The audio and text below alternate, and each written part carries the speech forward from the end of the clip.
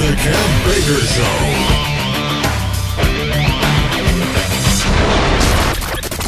Good morning, good afternoon, good evening, wherever you may be. Welcome back to the Kev Baker Show with me, your host, Kev Baker.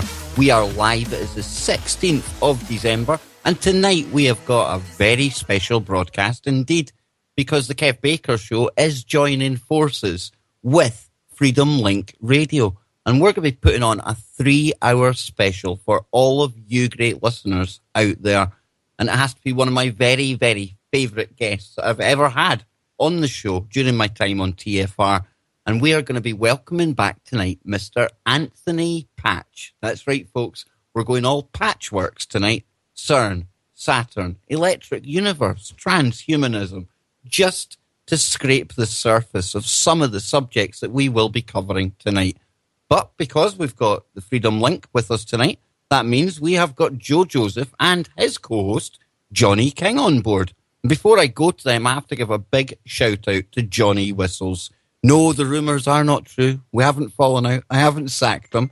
But the Gremlins have made their way into... Not yet, Joe, not yet. The Gremlins have made their way into Mr. Whistles' laptop, and he hasn't even been able to sign into Skype tonight. So a big shout out to Johnny and all his special Wookiees out there. And that voice you heard in the background was, of course, my good friend, Mr. Joe Joseph. How you doing, buddy? Man? So I want to say something real quick to Whistles. You're out there. You're not alone, buddy. It took me a solid 2 hours to be able to get everything up and operational again. And my keyboard, my USB keyboard that goes with my docking station, failed. I had to get another one. And Popeye went through a similar episode last night too, prior to his broadcast. So there's a lot of crazy crap going on, And certainly seems to be doing the rounds, Joe, that's for sure. And are we thinking there's nefarious things at work here? Would you stop with that crap already? There's nothing nefarious. It's called, here we are. We're a force for good and light. That's what we do, and these nefarious little imps. And if you remember the old Warner Brothers cartoons, the Gremlin, you remember him? Yeah, he lurks in the shadows and comes out when you least expect it and when you don't want it. And that's what happens. I mean, it's really that simple. I don't think it's MI6 or the NSA that are doing anything like that. But if they are listening, perhaps you'll learn something tonight. Excellent. So that's one way of putting it. This is going to be absolutely info-packed, guys. It's going to be brilliant. And Joe, like I said, has brought his co-host, Mr. Johnny King. Johnny, it's great to have you here on the Kev Baker Show. I'm going to be jumping over onto your show. And are you looking forward to this, the resident wizard of TFR? Sure. I didn't know what to say. You're not used to that brilliant build-up, John. No. You're gonna have to. I'm not a wizard. You're gonna have to pop his head when you're all said and done, and bring it back down to a more manageable level. You have to remember, I have to work with him on well, you see, at least 3 times a week. The listeners out there only get the benefit of hearing Johnny King sporadically on the Freedom Link. However, I am privy to some offline messages and some of the stuff that this guy comes out with. All I can say to the audience is, listen to this man's every word, because he is so far ahead of the curve sometimes. It's unbelievable. And sometimes you'll look at the stuff he comes out with and go, nah, it just ain't going to happen. 9 times out of 10, the wizard is spot on. I'm not a wizard. So before I head into the chat room, I want to introduce tonight's returning guest, our good friend, researcher, author, Mr. Anthony Patch. Now, you guys have been listening to Anthony for almost a year right here on TFR. And I must say, it is one of the proudest things I've done here was bringing Anthony to the network to speak to all of you out there. I went with my gut when I heard Anthony on Clyde Lewis's show, and something told me that this guy really knew what he was talking about. Not just about CERN, but about physics, the bigger picture as well. And I've been proven right time and time again. And all of us, absolutely all of us, are all the better for it and all the wiser for the shows that we've had with Mr. Patch. So, Tony, if you can deflate your head now, welcome back to the show. See if I can fit it through the doorway, guys. Come on. Thank you. It's great being back with you. This is my favorite time. Oh, it's like a guilty pleasure, this one. And I don't know if this is even a show tonight. I just wish Johnny Whistles was here because it's great hanging out with friends about to disseminate all of this great information and insight. And all the Wookiees out there in the chat room are sitting on the edge of their seats. So before we start, let me go and pay homage to all of these great people. We've got Joe Joseph, myself, and Johnny King will be kicking about in there somewhere. We've got Lucky, Penelope, Irish Pete, Adam, Angie, Bill, Carol. We've got Charles, Charlie, Christine, Daryl, and Daryl was feeling very disappointed that Whistles didn't make it tonight. We've got Do You Want to Know, Elvis, Emily, Gail. Self and Gail have got an early start for work tomorrow. How do we do it? We've got Iferian. We've got Kenneth Webb just sneaked into the chat room. John Teeter, Joy, Lichty, Mark, Matthew, Op Free World. Big shout out to Op Free World. You can check him out over on Twitter at Op Free World. We've got Peter, Mr. Johnny Whistles himself, has made it into the chat room. Absolutely brilliant. We've got Papa, we've got Sam, we've got Shane, we've got Star, TFR Wookie, Tim, Time Lord Tony, and a special shout out to Reese, who's usually in the chat room. He's tuning in all the way live from Frankfurt this evening. Can you believe that? This is the power of TFR, a global reach. And for this kind of show tonight, quite right as well. And Joe, I was thinking the best way to ease us into this 3-hour plethora of information would be a nice poem. Yes, this is a very interesting poem. And of course, you know, I don't do the Christmas thing anymore, but this was always one of my favorite poems whenever you talk about, you know, the Christmas season, and it's, you know, a night before Christmas. And it's an interesting twist on it. Tracy Garner penned this piece, and 'twas the night before CERN, when all through the lab, not a proton was stirring, so it was really drab. The magnets were hung by the cylinders with care, and hopes that the startup soon would be there. The children were nestled all snug in their beds, while visions of Higgs bosons danced in their heads. And Mama in her kerchief, and I in my cap, had just settled down for a long inert nap. When out of the lawn there arose such a clatter, I sprang from my bed to see it was antimatter. Away to the window I flew like a flash, tore open the shutters and threw up the sash. The moon on the breast of the new fallen glow gave a luster of midday to objects below. When what to my wondering eyes did appear but a particle accelerator in all its magnetic fear, with a little old driver so lively and quick, I knew in a moment it must be Peter Higgs. More speedy than light, in his coursers they came, and he whistled and shouted, and he called out their name. Now Alice, now Atlas, now LHC Beauty, on compact muon solenoid, do your duty. To the top of the collider, to the top of the wall, now smash away, smash away, smash away all. As dry leaves that before the wild hurricane fly, when they meet with a dimension bound through the sky. So up to the synchrotron the coursers they flew, with the strangelets aglow, and Peter Higgs too. And then in a twinkling they had met their goal, with it the portal, a strange matter of a black hole.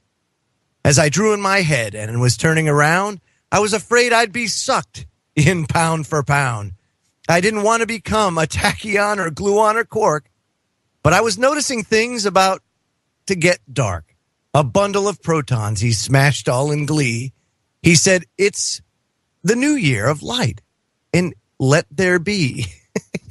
His eyes, how they twinkled, his smirk, how droll. I knew in an instant this experiment had taken its toll, for they had made it up to 14 teraelectron volts, or, pardon me, for they had made it up to 14 TeV. They had found the God particle. Nimrod would be pleased. The stump of a pipe Higgs held tight in his teeth, and the smoke, it encircled his head like a wreath. I noticed the sky had rolled back like a scroll. It is Revelation 6:14. Has Jesus saved your soul? Higgs couldn't believe he could cause a big bang. Then he shook and he laughed. Then a trumpet rang. I felt myself rise in a twinkle of an eye, leaving Higgs behind with all of his nuclei. He spoke not a word, but went straight to work and filled all the colliders with more protons to jerk. He then realized masses of people were gone into the big black hole. Had they been drawn?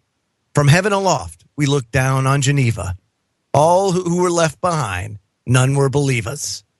And I heard Jesus say, as we flew out of sight, I am the only one who can declare, let there be light. The end.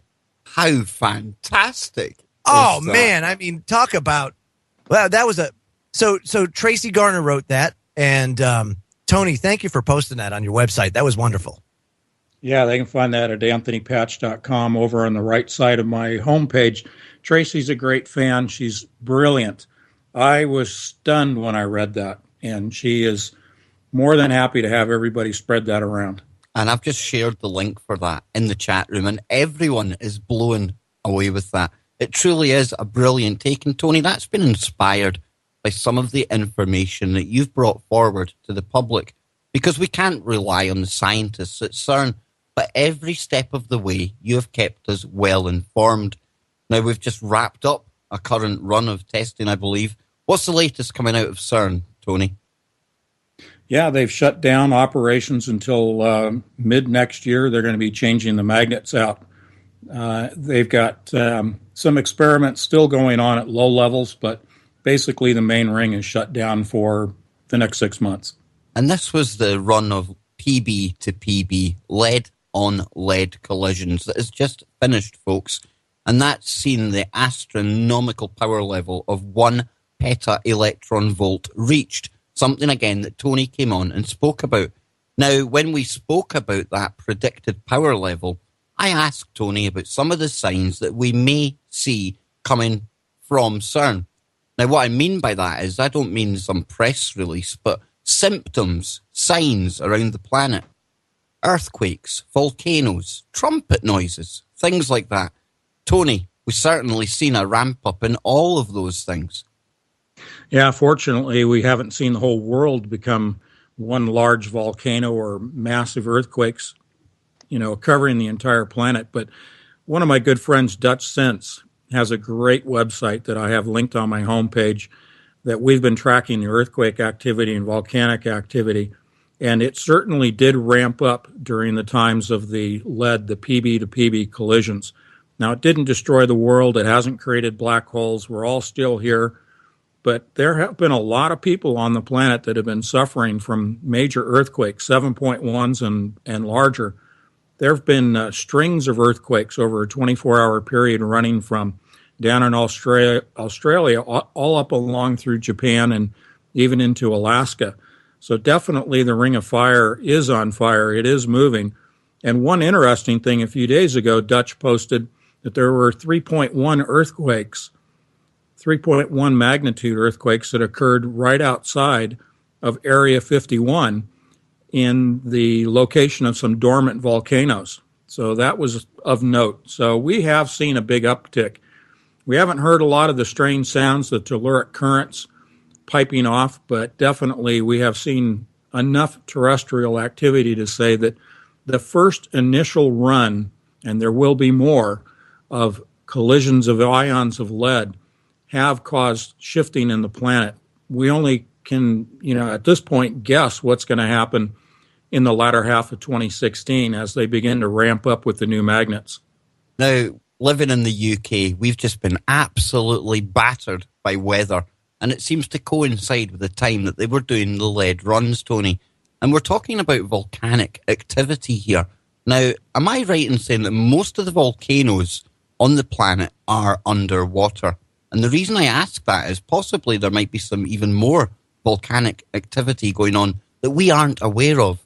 Now, we're told these storms are attributed to the El Nino cycle, with the warmer water that's generated with that.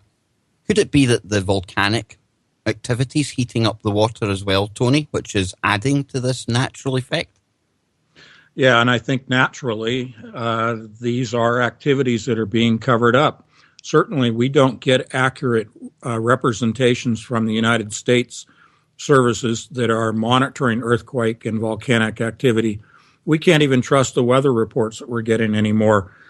They're off the coast where I live here in Portland, Oregon. We have an undersea mount that has been producing magma, not violently, but producing magma for the last year. And it gets very little press coverage here. It's at the joint of the Juan de Fuca plate. It's 300 miles due east of Portland, Oregon. And if that earthquake is triggered by that volcanic activity of a sudden eruption, there's only a 10-minute warning before the tsunami, which is estimated to be at least 100 feet, that will be generated. 10-minute warning before the people on the coastal communities will receive any type of heads up that there's a tsunami coming their way. So it's a very dangerous location, and even with that, hardly ever a peep, even in the local media, about it. Wow. Now, when I first started coming to the information, to this truth, as they call it, I was always reading something about HARP. Now, this was the geoengineering weather weapon everyone's heard of, Tony. It's a bit outdated now, but I wonder, could they use that type of technology in conjunction with what's going on at CERN to affect the weather? Yeah, I would consider CERN to be HARP on steroids in terms of its effects, not only on the tectonic plates, but also on the magnetosphere that we've talked about. Anytime you start generating energy that is going to heat the ionosphere and change the shape of the magnetosphere at the same time that you're heating the atmosphere itself, you're going to affect the planet's weather. So it's a given. It's a given that the magnetic lines of force that are causing disturbances on the planet and the magnetosphere are changing our weather patterns. Now, we have the largest hurricane ever recorded in Alaska taking place right now. You cannot say that this is a naturally occurring hurricane. This is definitely a man-induced hurricane, and it's interesting that it's heading straight for the Aleutian Islands, not far from where the two, not one, but the two HARP facilities are located in Alaska. So, even they, I suppose, are susceptible to their own, games that they're playing, but I'm not sure why they would want to create a hurricane mixed with, Arctic temperatures to strike the Aleutian Islands. It doesn't make sense, but then a lot of things they do don't make a lot of sense to us because we're not privy to their information. What's interesting, Tony, and it's something that I try to avoid as much as humanly possible is, and a lot of people who do this is they tend to get tunnel vision when it comes to certain things and say, well, it's because of this, like because of A, when really there's a lot of other things that are going on in tandem at the same time. And I think science also gets tunnel vision, and they don't take into account other things that are happening. For example, the magnetic field has been weakening for quite some time. And of course, that's a cyclical thing. But if it's already in a weakened state, then what they're doing with these particle accelerators, and I say particle accelerators because, good grief, there are a lot of them out there that are being used all over the world. Yeah, so, we focus on CERN because CERN happens to be the largest one. But, I mean, by far, there are thousands of these things when you actually start digging into how many of them there actually are, whether they be very small or, like I say, very, very, very large. We have the sun, the solar activity is at an all-time low. Here we are supposed to be in a solar max, and the sun is dead quiet, which I believe is causing our magnetic field to weaken. It's like it's a symbiotic relationship. Mm-hmm. So when that happens and we start firing CERN off, I can see a lot of collateral damage happening here in the form of these hurricanes, things like that. Then you add, the atmospheric heaters like HARP, where you're using longitudinal EM and things like that. You start talking scalar. We throw all this stuff in the mix.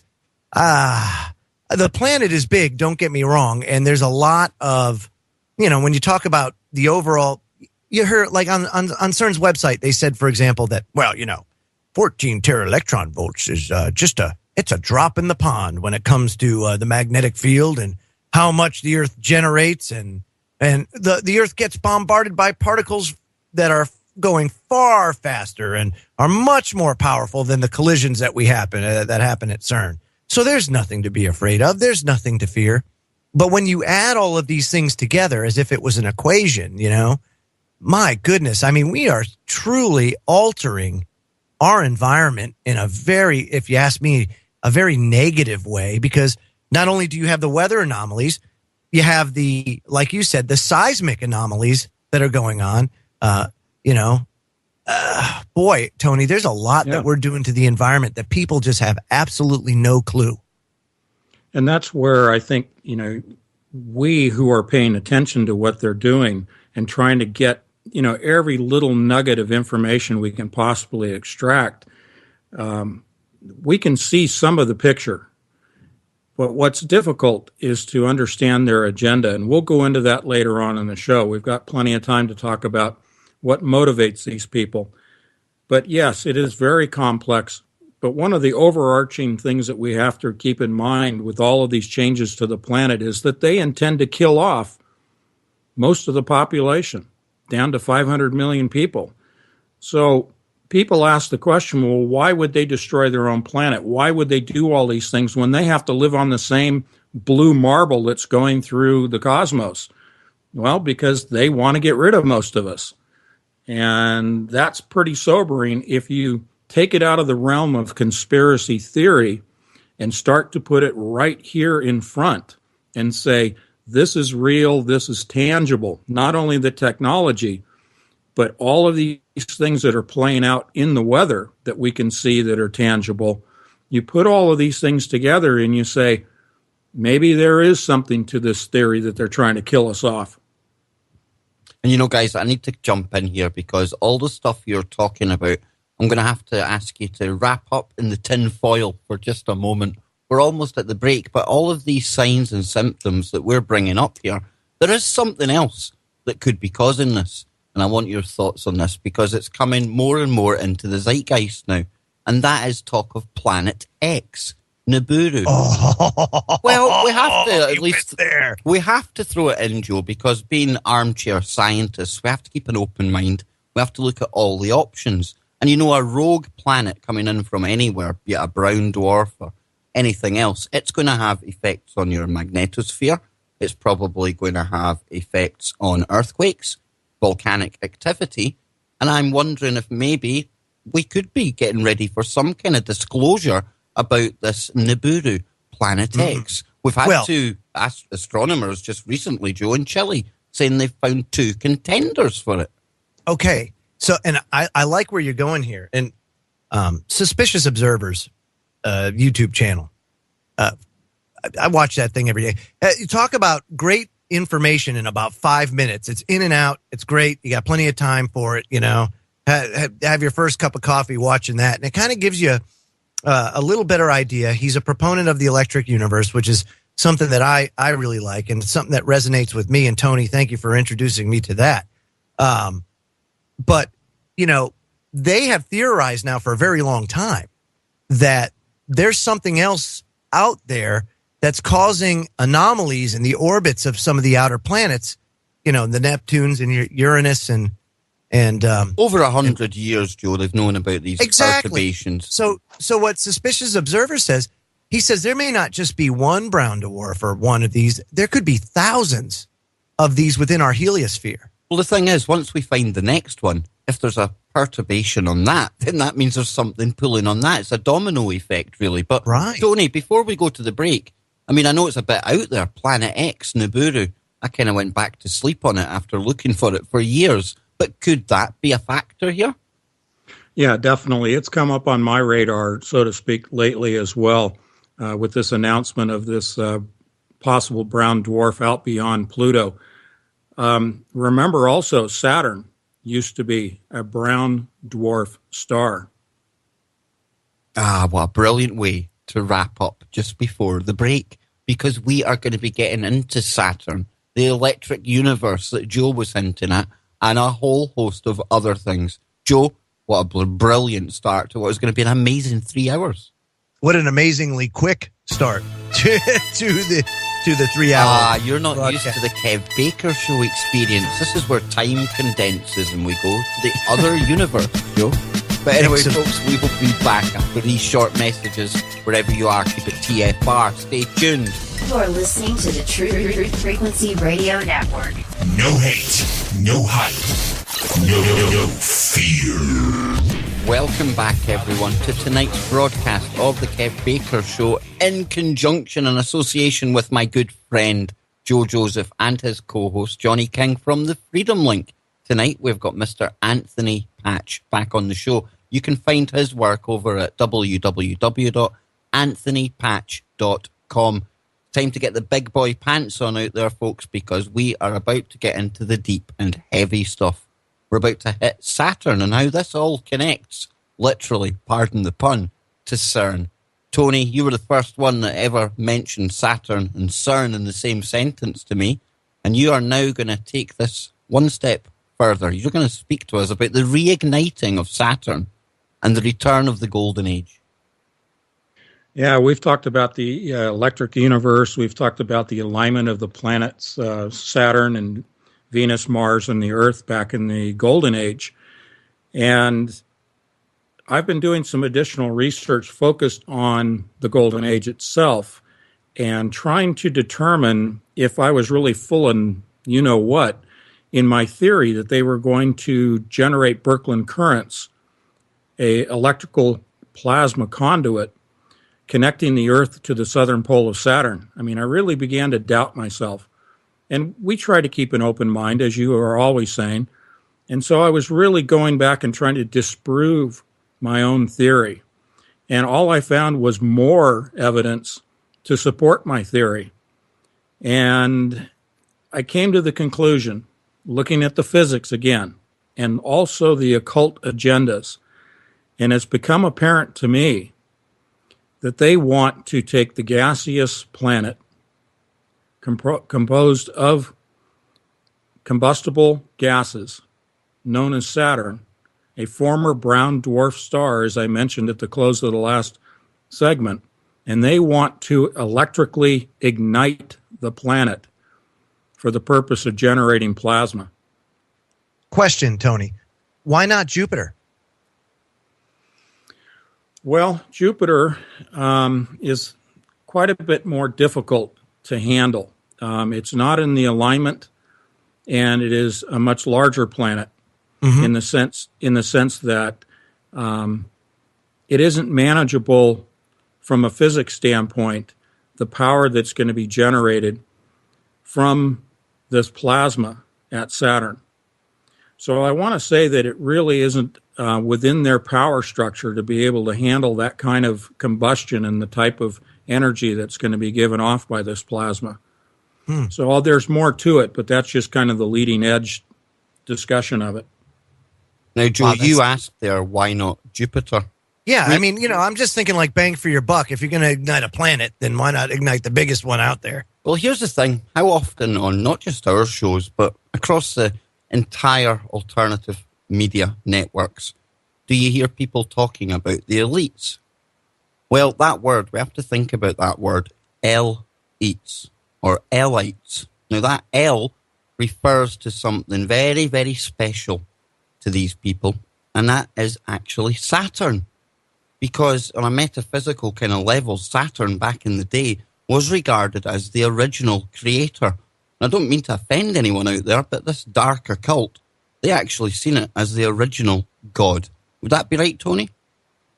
Yeah, that's correct, because going back about 600,000 BC is the estimate, is the theory, when the Earth was actually trapped by the plasma envelope that existed at that time surrounding Saturn and also thereby the Earth. And this was prior to Saturn being part of the solar system that we know today. Saturn and Earth traveled together, and there was no day or night for the Earth itself. And during those times, we did have people and animals living on the Earth. and we had plants. But it was vastly different because of the makeup of the highly energetic, highly charged plasma that enveloped it. Through electromagnetic attraction, the attraction of disk-like charges, we had the attraction of Saturn by the sun. It was not the gravity of the sun. We've talked about the gravity model versus the electric model of the universe.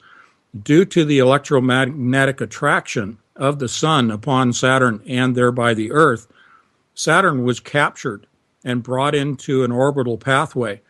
But during the initial attraction and repositioning of both Saturn and the Earth, we ended up with the alignment of these planets, what's often referred to as the axis mundi. And so you had Saturn, Venus, Mars, and the Earth lining up in a straight line as viewed from the Earth. And the sun at that time, for all intents and purposes, was Saturn. Saturn was the sun for ancient man. It was not the yellow sun that we know today. Isn't that interesting?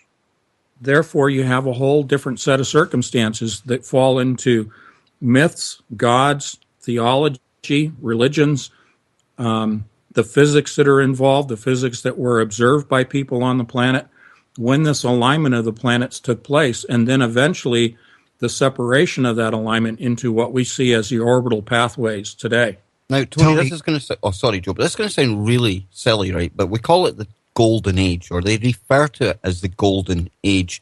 Has that got anything to do with the hue or the color of the sky? I only ask that because I'm rewatching Stargate now. I believe there's a lot of secrets hidden in that show. And let's not even get into the fact that the Stargate looks like a cross-section from CERN. But in one of their recent episodes, one of the early ones where I think most of the truth is hidden, they talk about the Goa'uld. Now, they're the kind of gods in the universe at the time. And they're putting a dome over a planet, and they're recreating an orange golden age. Now, I'm just wondering if when it was Saturn was our sun, do you think that would have been what it looked like? Oh, man.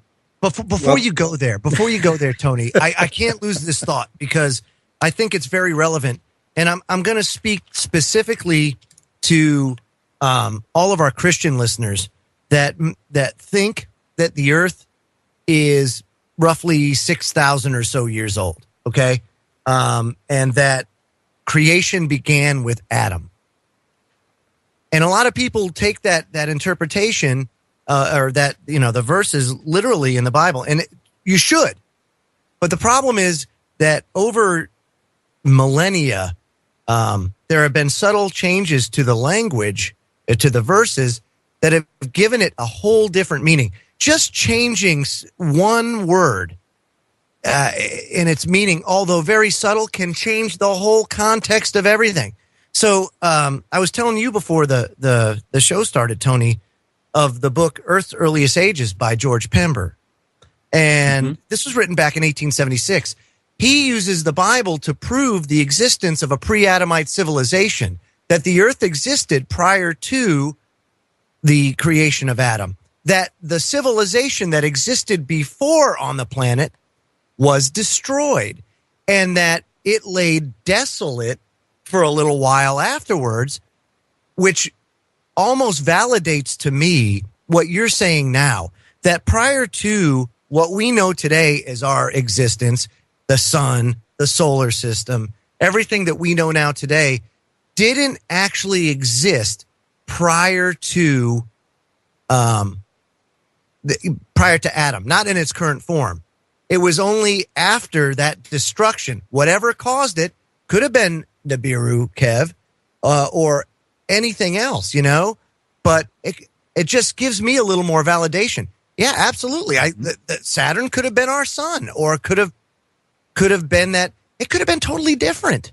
I mean, it's unbelievable. Yeah. But I highly recommend. I just started reading this book, and I highly recommend it to people, especially our Christian listeners out there, to give you a different insight using the Bible as your guide to kind of see these things and give you just a different objective or a different view on things, something to ponder. Yeah, Go ahead, Tony. Shift that paradigm a little bit. Yeah. I welcome the receipt of that from you because you're gifting it to me as an ebook. I definitely will read it. I have an open mind, and I do think, as a fellow Christian believer, as you are, that we need to keep an open mind because so much that has been handed down to us through any of the religions and the ancient occult societies as well, which are intermixed, then we have a distortion as to really what our heritage is. So, yes, I like to look at the scientific to give us a guidepost that is aligned with what we see in Scripture as well as the truth, as the Word of God. We have to use our discernment. When we read the Bible, I take it word for word, literally, and as the Word of God. I do, however, keep an open mind that some of this can be purposefully distorted. And so we have to go out beyond that to correct those distortions, whether it be science or other extra biblical books like the Book of Enoch. So I'm right there with you, right there in the same context with you, and trying to keep my paradigm as an open mind, not as a closed paradigm. And I have to credit Kev and the Geos especially, and Johnny King too, on this for helping me with that, because, you know, it's very easy to box yourself in, especially in society today. It seems like that box gets narrower and narrower, smaller and smaller, you know, that area within the box is just shrinking down, and we're continually being fed what we should believe. People take what they hear as gospel oftentimes without doing the research. And a lot of people say, well, this is forbidden hidden knowledge or whatever. I don't think it's hidden at all. I think it's hidden in plain sight. You know, with Kev, like some of the, when James Swagger comes on the show and we talk about all of the ancient megalithic structures and the things like that, that just didn't happen out of nowhere. And we have to acknowledge that the technology that they possessed back then, whoever it was in whatever form it was, we can't even duplicate it today. So you have to use your common sense and say, wow, what we're being told is not the truth. And then embark down that road, you know? That's right. That's right. Fascinating, Tony. I mean, I took some of the information that Tony passed on to us, and I connected dots from there to Stonehenge, thanks to people like James Swagger and Maria Wheatley. And, you know, Joe, having a nightly show, sometimes I even lose focus of what is going on around about me, because you go down one rabbit hole, and what you don't realize is that while you're really focusing on one topic and you think it's going to be the topic that really is the thing of that moment, everything else is going on round about you. And that sums up how we can lose focus sometimes. It's good to step back and look at everything, even the theories and the stuff that we totally reject when we first hear. We still have to sit and consider them and actually think about it. Definitely, Joe. Yeah. And I agree with you. Like I said a few minutes ago, I even started to doubt my own theories about Saturn because of where the information was coming from. And it was coming from the occult, from the hidden society. So you have to question, you know, that source and the accuracy of it. But I've gone back into more of the physics. And, you know, to answer your question, Kev, about was it a golden atmosphere? Well, think about Jimi Hendrix, Purple Haze. I believe he was singing about those days when the planets were in the alignment that I described, and the atmosphere was actually a purple haze. It was like a charged plasma, Tony. Absolutely. What you had here were two plasma sheaths. You had the sun's, which is the heliosphere. That's a plasma sheath surrounding the sun. And you had a similar and smaller one around Saturn and the Earth.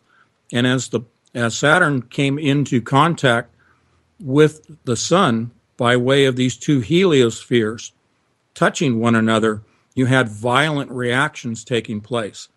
And so what we ended up with was Venus being produced as a daughter planet from Saturn. And when we look at somewhere like the Grand Canyon, Tony, are we looking at some of the effects, the scarring from that kind of process? That's an electrical discharge. You can see the same thing, well, not the same, but very similar on the face of Mars. That is a plasma discharge that has gouged our planet as well as the face of Mars, and many other planets have all suffered the similar types of electrical discharges, just like a carbon arc welder. When a welder strikes an arc with a carbon rod and creates a plasma discharge between the tip of that carbon rod and the metal surface he's welding, that's exactly what happens to planets when they come in close proximity to one another. And you know, for people out there, they might think it's a bit of a stretch that we could make a connection between here and Saturn. But what if I was to tell you that scientists already know about a naturally forming portal that always forms every 8 minutes between the Earth and the Sun naturally?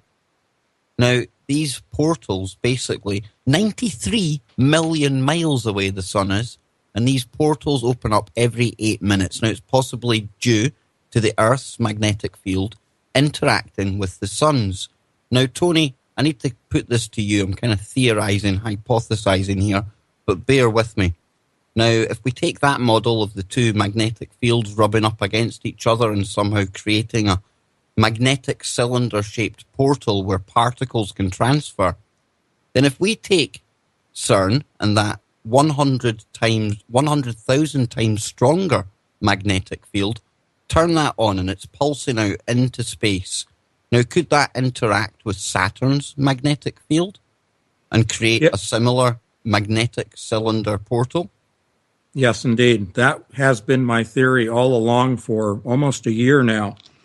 And we have evidence to that.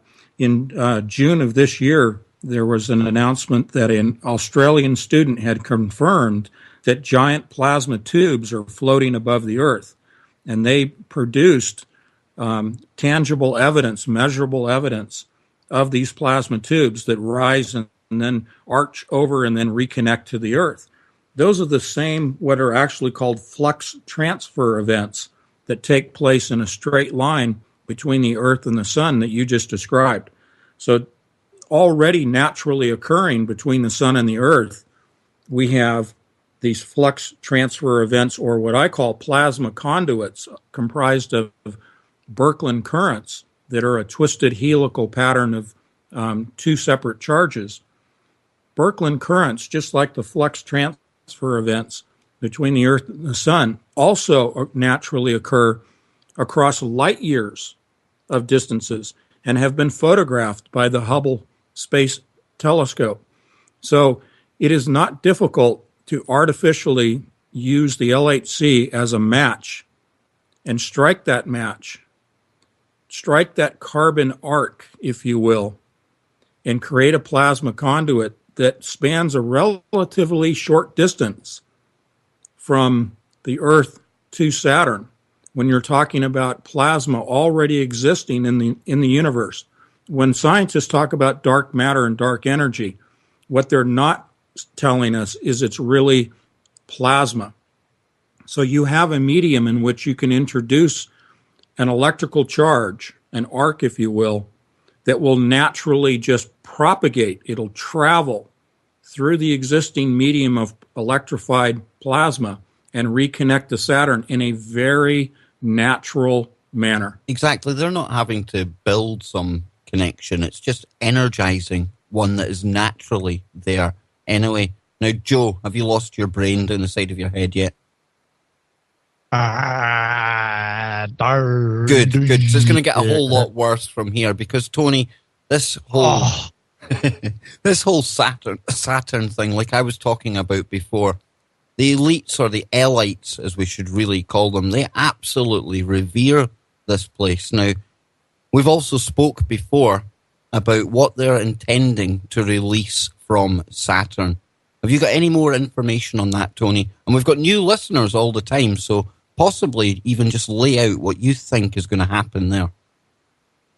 Yeah, we have spoken in the past about the possibility, and again, this is just very little bits of information that I glean from the hidden societies, but they have the belief that there are entities, their leadership or leader archangels, so to speak, trapped within Saturn. Now, that may or may not be, but that's not really the main point.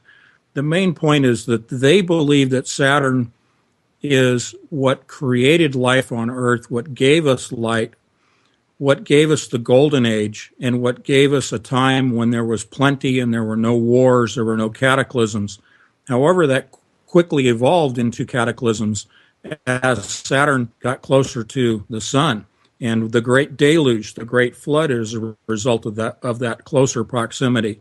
But to be specific to your point here, whether there are entities trapped in Saturn or not, whether they believe that there are or not, is really not the point that I try to pursue, and that is the physics. Are they really trying to recreate that time when there was a plasma sheath around Saturn and therefore a plasma sheath around Earth, and therefore that time of the golden age that they believe is their version of heaven on earth?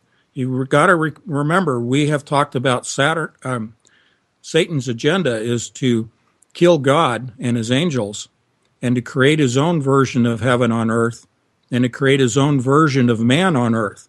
They believe that by pursuing the things we've talked about and what we're going to continue to get into regarding generating this connection and then igniting the plasma around Saturn, they really believe that will lead to a new golden age. Wow. Now, Joe, let me melt your brain somewhat further, because obviously Saturn is also referred to as Chronos. Now, Chronos refers to time, right? Well, how often... It was also the flagship of the Klingons in Star Trek VI. How often have we covered on this show the kind of time anomalies which seem to be taking place, i.e. the Bernstein versus Bernstein? Oh, my gosh. Bears. Now you're talking now, the Mandela effect. Just bear with me, Joe. If we're playing about with a planet up there called Kronos and we're starting to reignite it, possibly going out into tinfoil land, we would start to see some kind of, I don't know, hiccups in the time.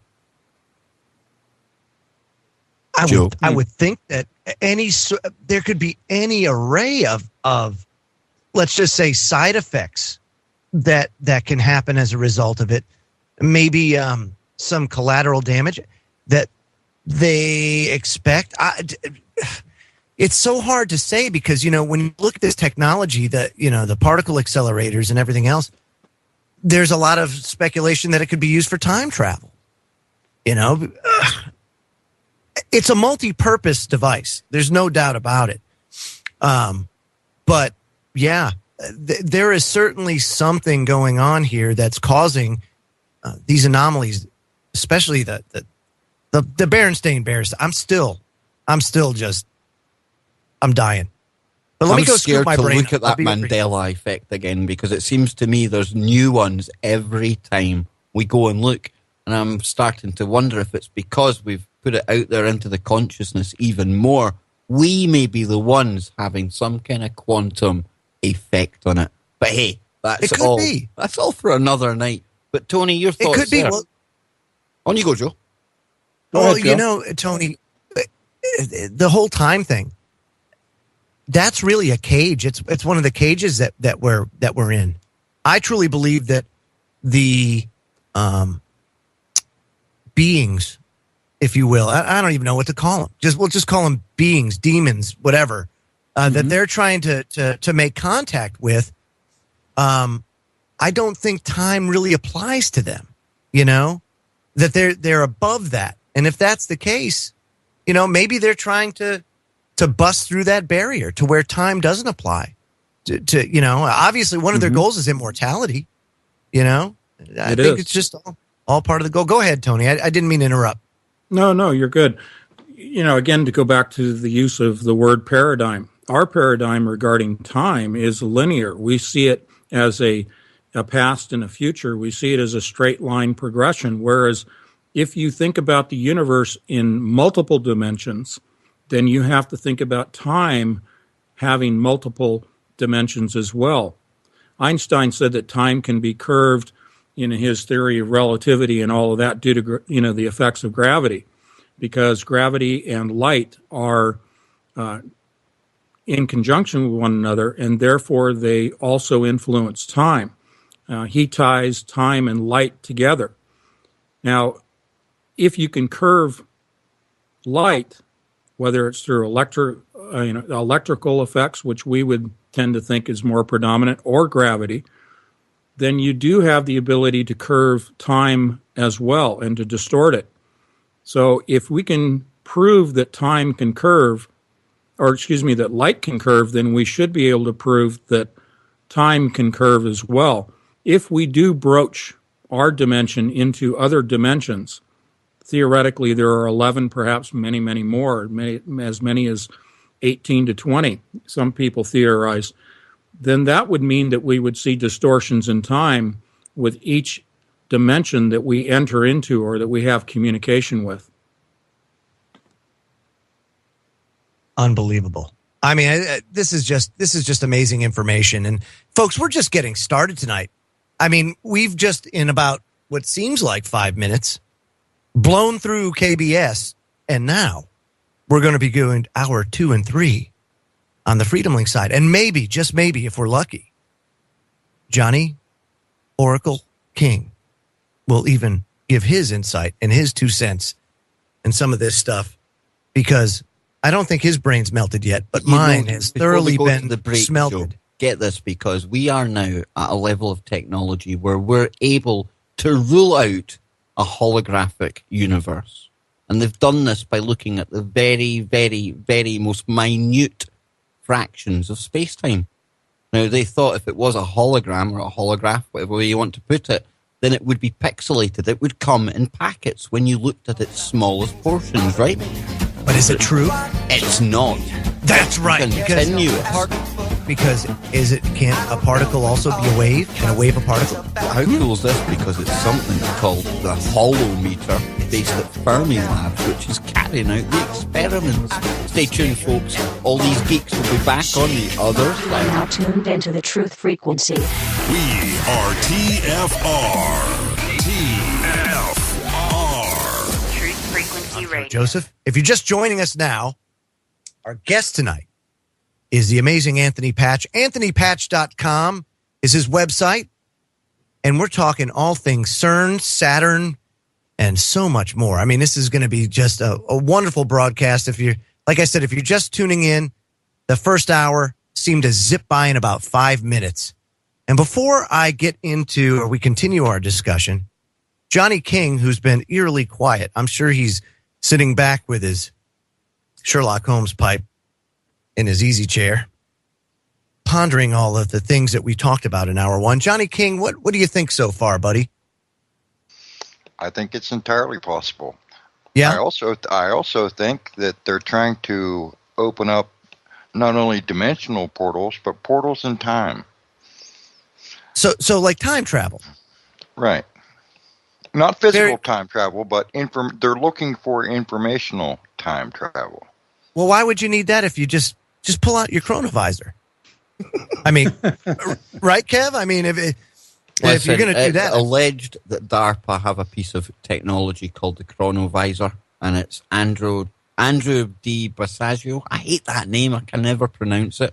But he's the one that brought that information forward. Now, he was obviously alleged to be a time-traveling child that worked for DARPA and the Department of Defense, Joe.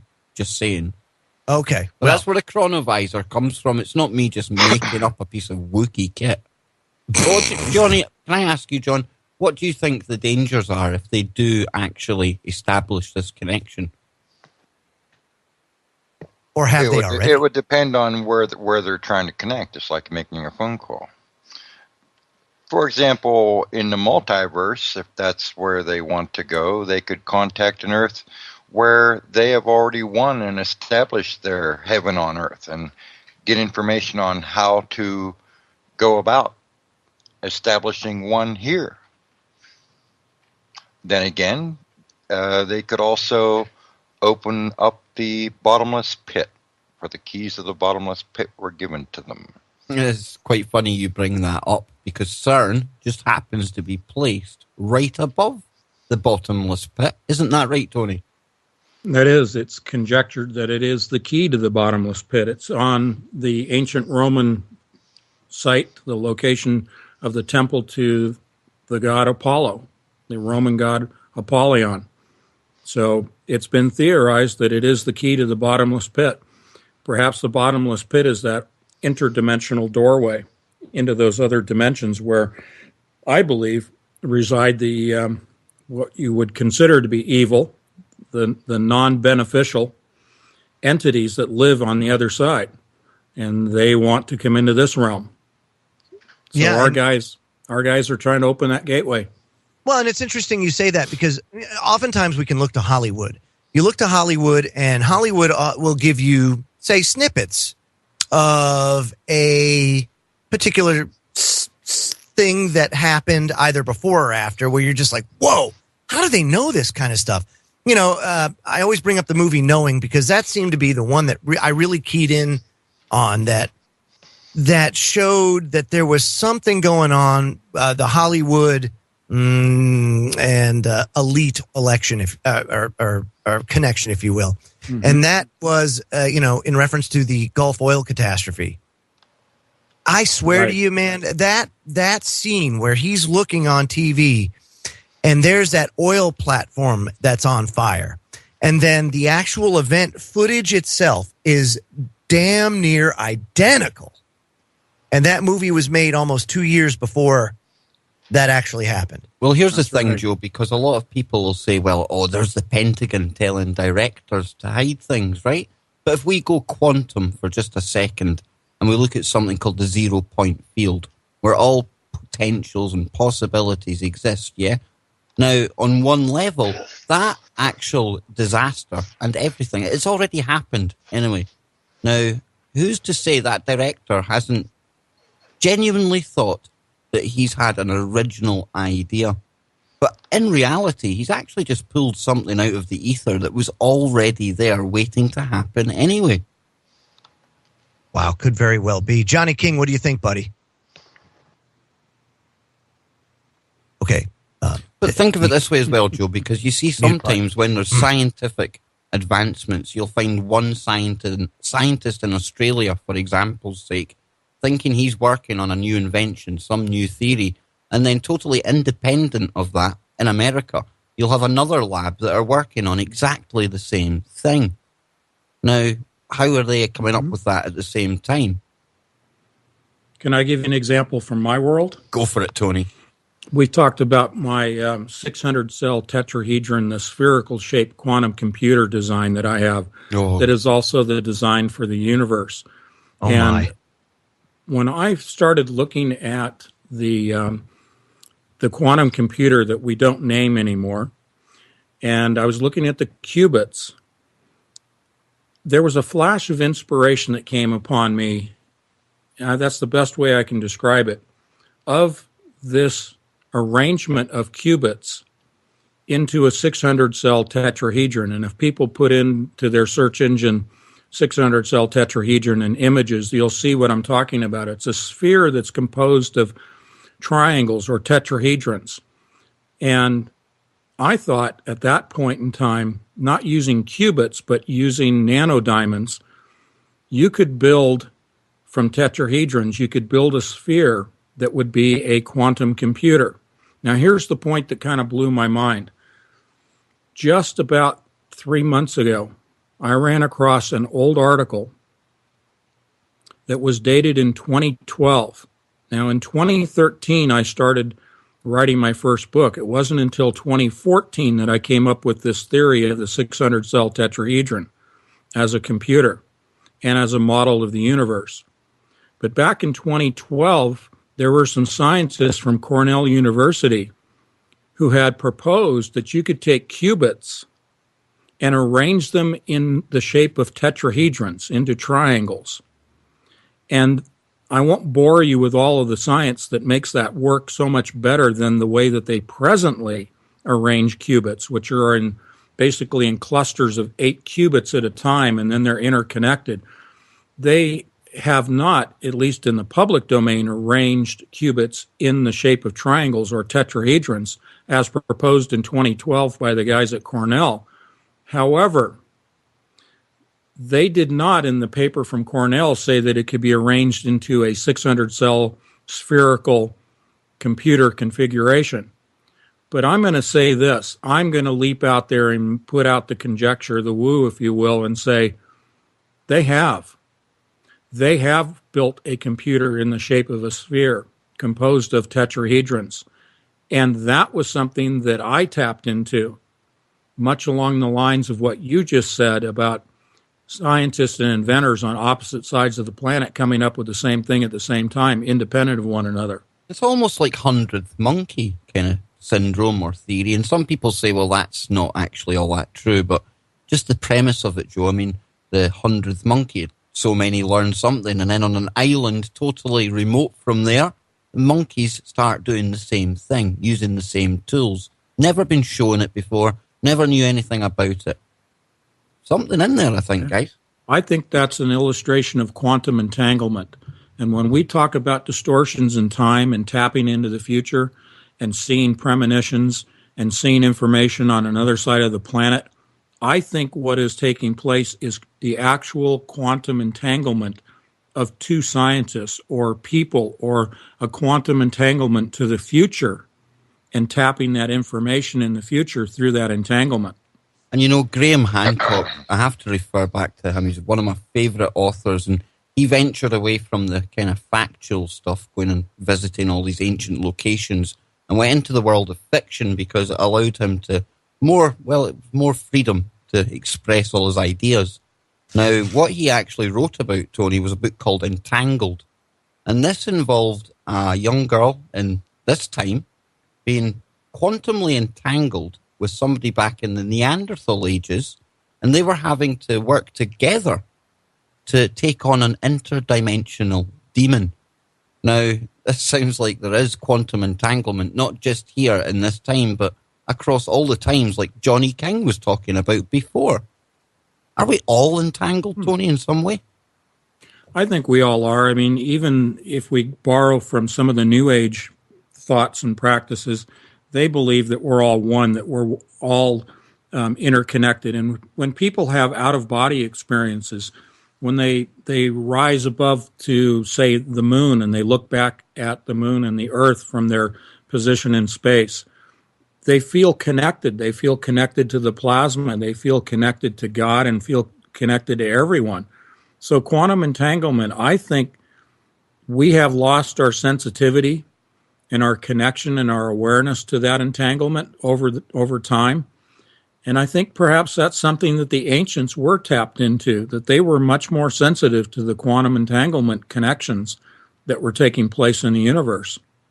You know, we always speak about how this transfer of knowledge came out of the Middle East and made its way across the oceans to South America, and possibly we're looking at it all wrong.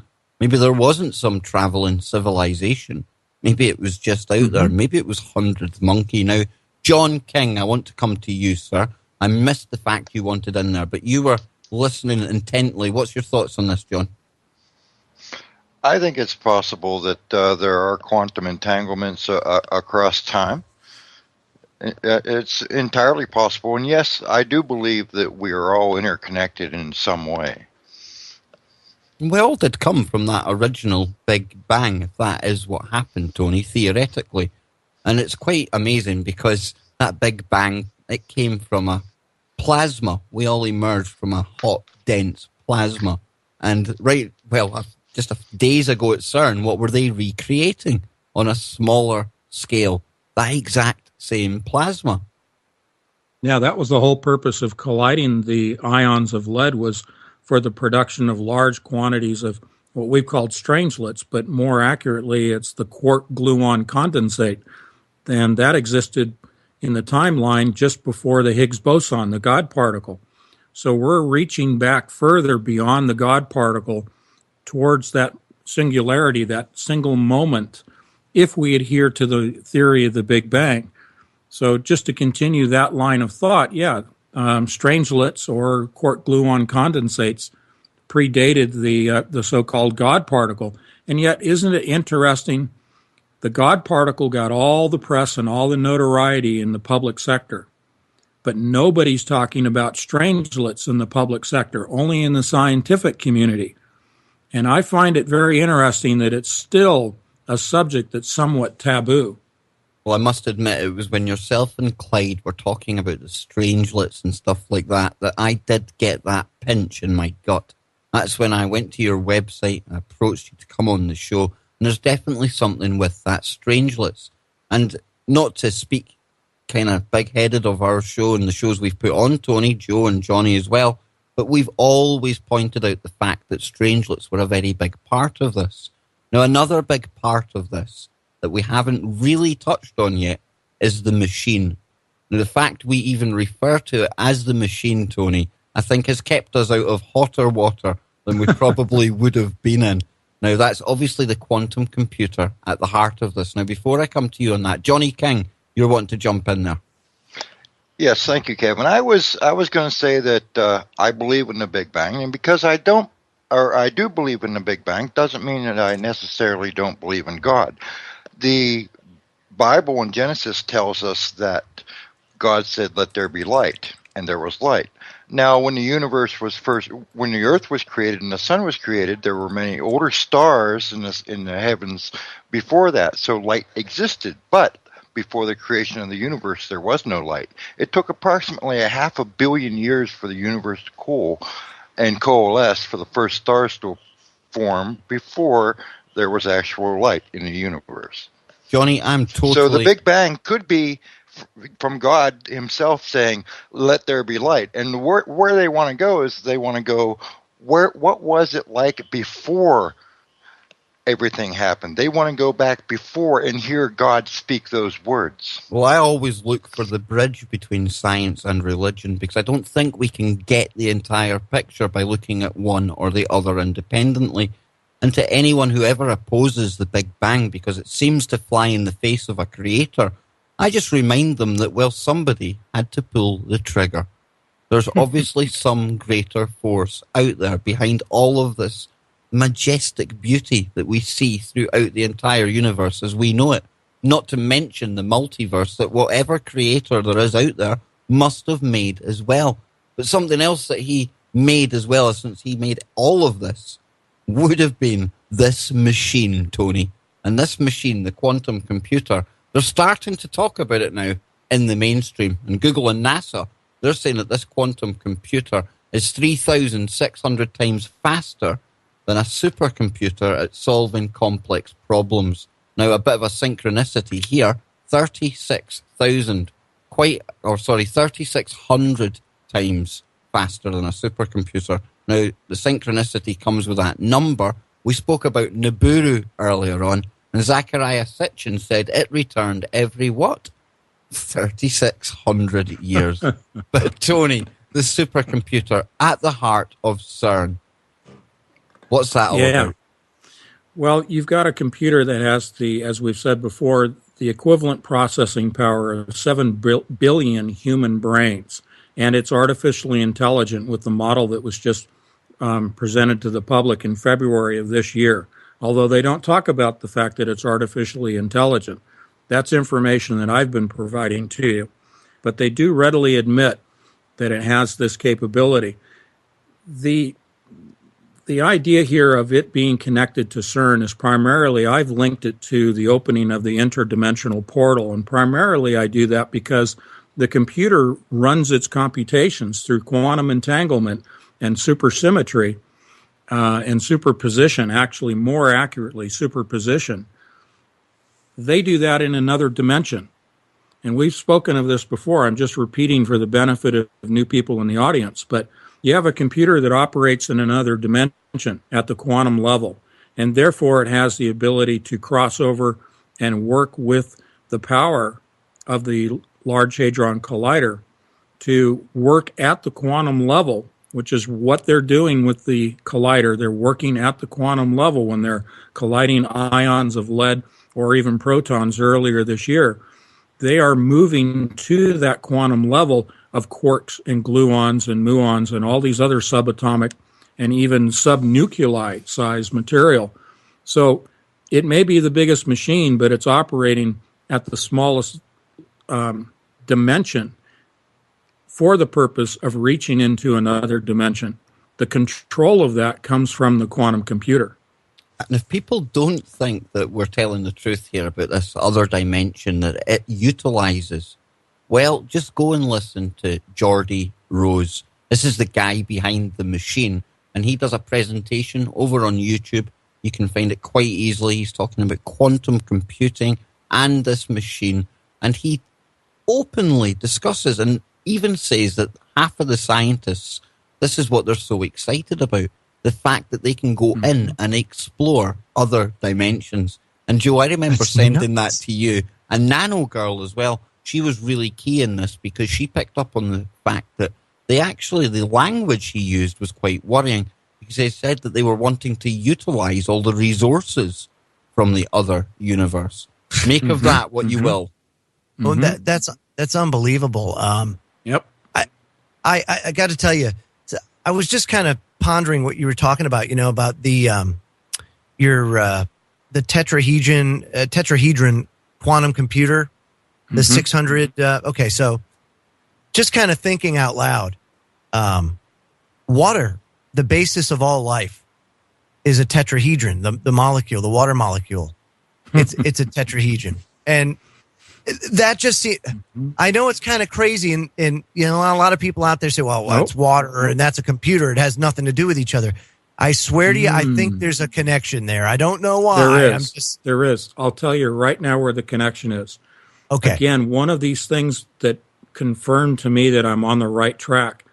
A friend of mine sent me an article regarding the studies of gold and copper at various temperatures. They were looking at the nanoscale structure of gold and copper at different temperatures. The point is, as the temperature changes, the shape of the element of gold or the element of copper changes geometrically.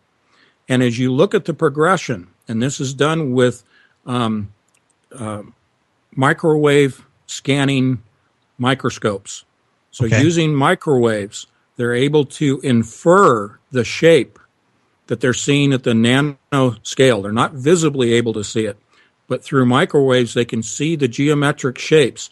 They progress through simple spheres all the way out to a 600-cell tetrahedron complex form as they increase the temperature of the elements. All elements and isotopes, which are modifications of the elements, all have this tetrahedral arrangement in a spherical form, which again confirms my theory of what can be done to construct a quantum computer, but my theory as to what the actual shape of the universe is, which is a sphere comprised of self-replicating tetrahedral shapes. Isn't that interesting? I mean, I can't. Boy. So I'm thinking about this. Of course, you talked about the tetrahedron quantum computer, water molecule being a tetrahedron, the Great Pyramid, a tetrahedron. Yep.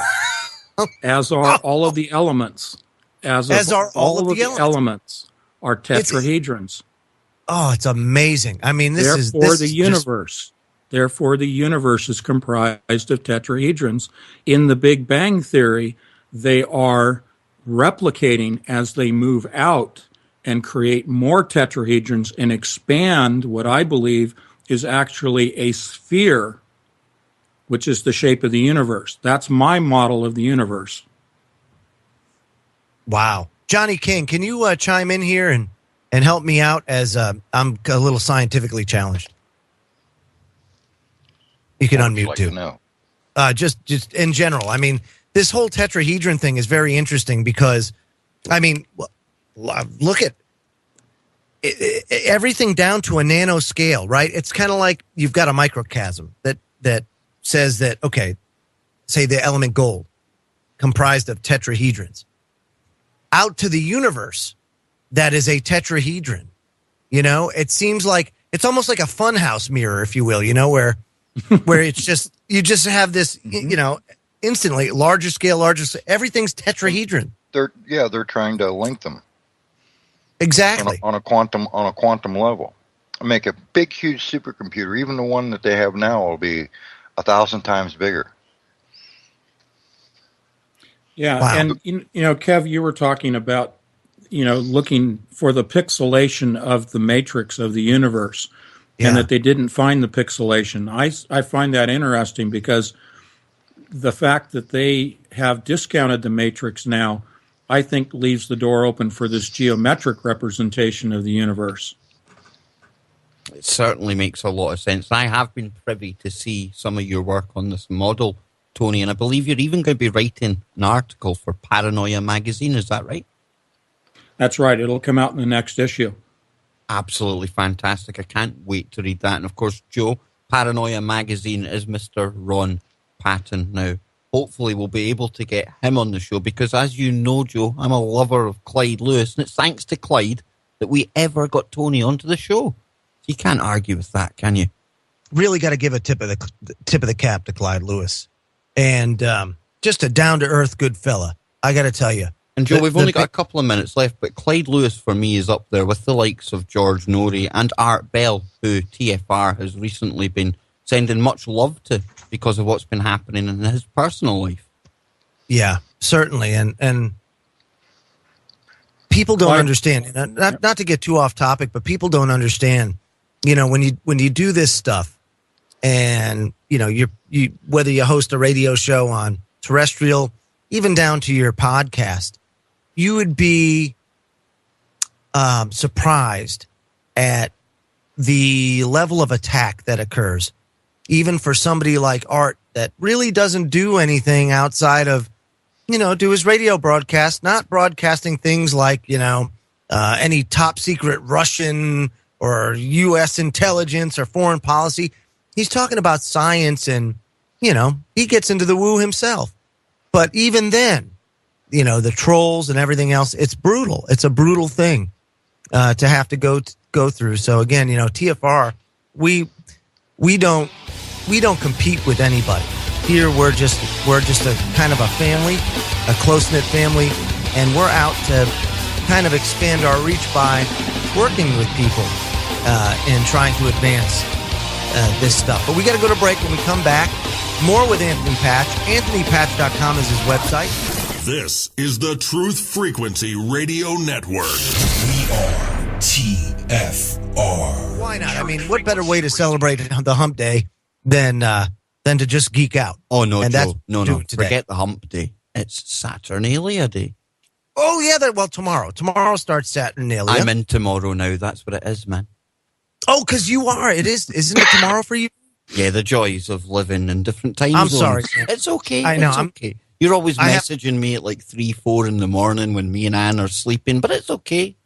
Just remember to send me the winning lottery numbers. That's all. I just need the winning lottery numbers, and I'll go play them. Exactly, Joe. You can always rest assured that the world is at least going to last for another 5 hours, or I'd have told you about it. So you brought up Saturn and Saturnalia. And, of course, 17th to the 23rd, Tony, you said it during the break. That's the Saturnalia Festival. And I think it's kind of interesting. There's a lot of things that we can tie together here in talking about this.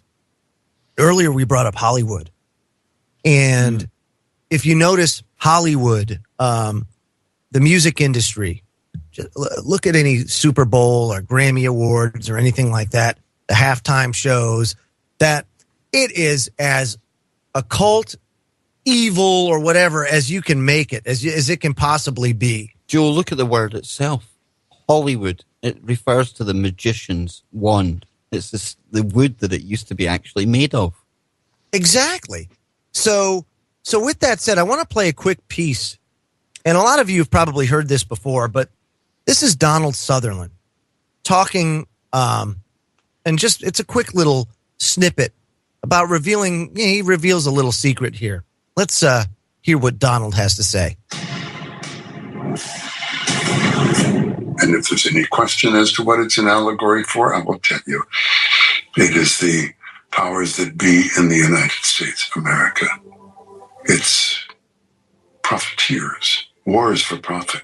It's not to save the world for democracy or for king and country.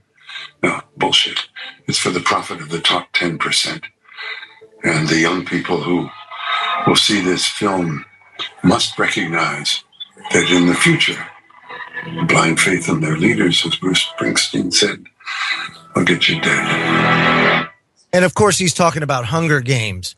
And there's other interviews where he goes on to discuss the fact that a lot of the things that go on in Hollywood are an allegory for what's going on in real life.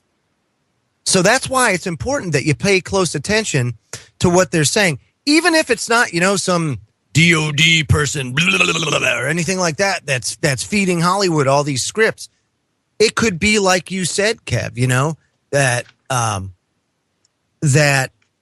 there's some messaging coming in, that it just so happens that the author, the person that's penning the script for these movies, are doing so because they're supposed to at that time. And you know what I mean? It's not that I'm ruling out the absolutely obvious connection to Pentagon and the CIA and all that kind of stuff. Oh, no, it's very real. Exactly, very Joe. true. And we have to keep an open mind. Just some of the more random ones that appear, you know what I mean? We have to keep that open mind stance. It can't all be the Pentagon or the CIA telling them to do it. No, of course, but I guess what I'm saying is that these people take this stuff very seriously. So tomorrow, Tony, starts Saturnalia. Could you explain to the listeners what that is? Yeah, that's an ancient Roman festival in which sacrifices of human subjects took place. And it's carried on today, behind the scenes, of course. And these characters that are practicing these blood rituals actually believe, and this goes back to Saturn, they actually believe that they can affect the orbits of the planets, including Saturn's, through these blood sacrifice rituals. And that may also tie back to 9/11.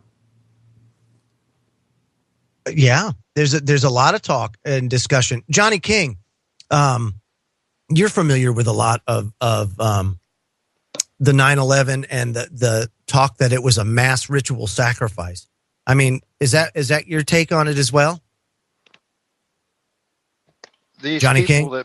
These people that practice Saturnalia, I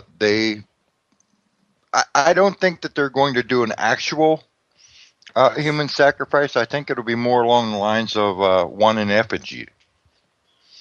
Ah, okay. So Saturnalia in and of itself, would you see this as a significant event if you tie it together with what's going on at CERN and the overall agenda that's going on there, Tony?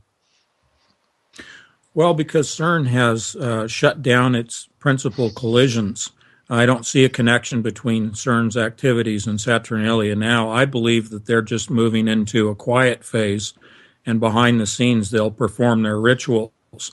But it is all in preparation for, as I said earlier, upgrading the machine's magnets so they can go to a higher power level. They're talking about in public going to 100 tera electron volts. Well, we already know the machine already hit 1 PeV, so there's mixed messages coming across. But I don't know. It could be that they're setting up for next December, and next December could be a big event tied in with this ritual. I don't know. It's hard to say. I'm just thinking, guys, we've got this Saturnalia festival coming up. Now, the Saturnalian Brotherhood, Jordan Maxwell was the first person to introduce me to that whole subject. And like I was saying earlier, the word El, that refers to Saturn. We think of elites, elections, Elohim. Now, this whole Saturn thing, the Saturnalian Brotherhood, they distinguish themselves, or they kind of wear the black robes. And we see this in the legal kind of profession today, especially over in the UK here, everyone in this black robes. And I'm wondering, Tony, this is a bit out there, a bit esoteric maybe, but this darkness, this evil, this what the occult are tapping into, right now on the planet, we're seeing a vast number of people donning black uniforms and going across the Middle East and beheading people, killing Christians and any other faith they can come across. And I'm wondering if this is a symptom of the return of this dark energy. And what I'm talking about, obviously, is ISIS. Mm-hmm. You think there could be any mistake, any kind of connection there? Yeah, I think so. I think what you're seeing is the influence. If you look at our Supreme Court judges and judges in general that wear their black robes, if you look at students that graduate from high school and college, from the university. They wear a black robe and they wear a flat mortarboard hat. That mortarboard is it's a symbol of Saturn. It's a tip of the hat, so to speak. Is that for to Saturn. do with the cube, Tony? Absolutely, it does. Yeah, the cube that resides within Saturn itself, and is evident by looking at the North Pole. If you look at the hexagram at the North Pole of Saturn, which is a flattened cube, and the cube represents the fourth, or I should say, the third dimension. It represents our reality. So it represents three-dimensional space, is what the cube is all about. So they are all tied in and intermingled. Talking of black cubes, I've gone to the Middle East there. There's a very famous black cube that the Muslim people make a pilgrimage to go and circle every so often. Yeah. Now, look at that from above when all these hundreds of thousands of people are circling this black cube. Now, as above, so below. Joe, surely that's to represent the rings circling Saturn, no? So how do you convince people that that's the case? Well, look you at know all what the I mean? different faiths who use this black cube. I've seen a picture of, is it somebody in the Jewish faith with the black cube on the headgear? This black cube pops up time and time again. Mm-hmm. Johnny King, in the pagan beliefs, the black cube, is that a significant thing? I don't believe so. The reason why they use black is because it absorbs all color. And in the pagan world, different colors resonate a different harmonic, a different power, a different energy. And if you wear black, it absorbs all light, which is why it appears black, because it's not giving off any light spectrum. Theoretically, you are actually absorbing universal power, charging yourself, if you will, so that you will be able to make that energy that you absorb do your will. Wow. Go ahead, Cap. You know how I like to watch my geeky physics presentations, Joe? Well, they were going through an explanation of different dimensions and quantum theories and things like that. And they were trying to show the first kind of illustrations of what other dimensions would look like. Now, I was blown away here because one of the models actually showed you what is called the tesseract, and that is the cube within the cube. And this is something, again, we're talking cubes here, Joe, and we're talking about other dimensions. We're talking about CERN connecting to Saturn, it's a cube, and they're talking about opening up interdimensional portals. Right. It's got to be all connected, right? I think everything's connected, dude. Look at that. That's why I drew the parallel between, water. Of course, water we refer to as the foundation of all life. Every time you hear anybody that's launched a probe, whether it be Japan or it be the European Space Agency or NASA or anybody else, they launch a probe. What are they looking for? They're looking for water, because they're assuming that water is the foundation of all life. That's how it kind of spawned up. Okay, so water is a tetrahedron. The Great Pyramid, again, this is something that we can't even recreate today with the technology that we have, is a tetrahedron. The universe, Tony, is a tetrahedron. There is this parallel, if you will, or these similarities both on the micro and the macro scale. Mm-hmm. Like you're saying, with the box within a box. Tony, I believe that there is power in symbolism. There's power in the word, That's in the Bible. Mm-hmm. God spoke things into existence. It was the word, so there's power in all of that. So when they do this, the reason why I brought up the black cube and how do you get people to understand the parallel there? Because it's a black cube. You have to understand it. Most people, and I hate to say this, but we've been dumbed down to the point where they're like, well, that there's a black cube and Saturn's a round planet. How could there possibly be a similarity? Mm-hmm. Just very interesting. But you're right. They circle it just like the rings of Saturn. And they do that. And there is power in that ritual. There's power. People don't realize, like all those people that go to the Super Bowl and they watch the halftime show and they become part of that ritual. You are giving it power when you do that. You're feeding into it and they're channeling it. You're basically putting energy into lines of connections, entanglements, Joe, that are already there. Have they found a monolith on Saturn yet, or on one of its moons yet? The monolith from 2001? That's on one of Saturn's moons. Have they found that yet? I know there's one on one of Mars's moons, and I only know that because Buzz Aldrin let that Buzz Aldrin slip. did it, yeah. Why do you bring that up, John? What are you talking about? Oh, you guys were talking about black cubes, and I was thinking about the monolith that's on one of Saturn's moons. Well, you see, just wondered if they discovered that yet. I'm very glad you've brought that up because, Tony, I'll come to you for this because you sent me an article and I was blown away. Some of the directors, as we've been talking about, they kind of show us what's going on in reality. And one such director has to be Stanley Kubrick. Now, I was aware of Eyes Wide Shut, and that definitely shows you what some of these elites and the Saturnalian Brotherhood are up to. Even shows you the rituals that exist. And guess what, guys? They're sitting in a circle. Yep, that's right. They're doing it in a circle, like the ring of Saturn. But this article that you sent me, Tony, was to do with another film that Mr. Kubrick made, and that was 2001. Talk to us about that. Yeah, I think what really started me thinking of sending that to you was this discussion as to whether we really went to the moon or not.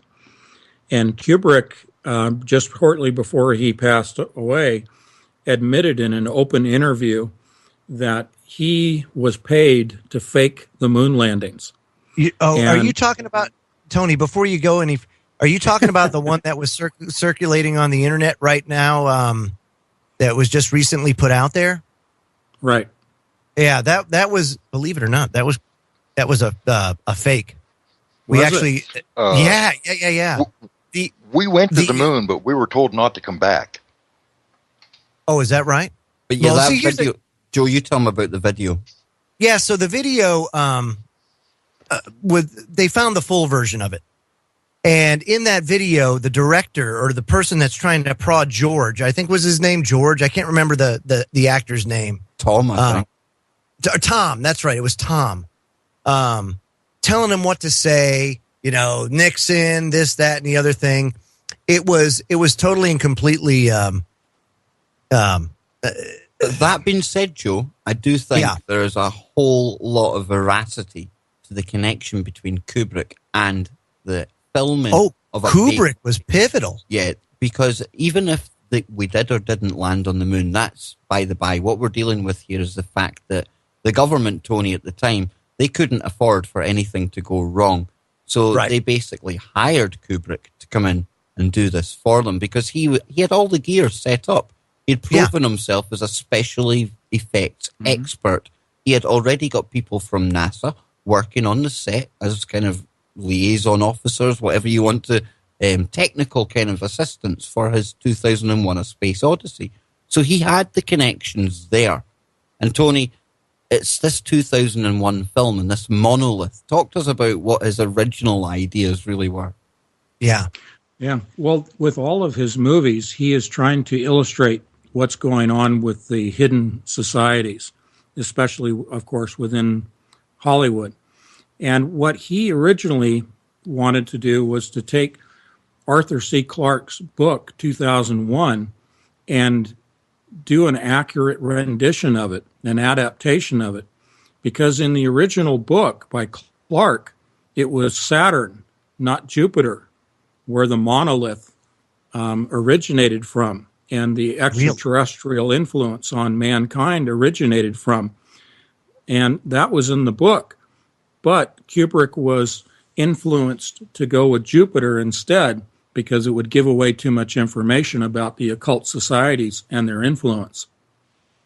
See, now I buy that for sure.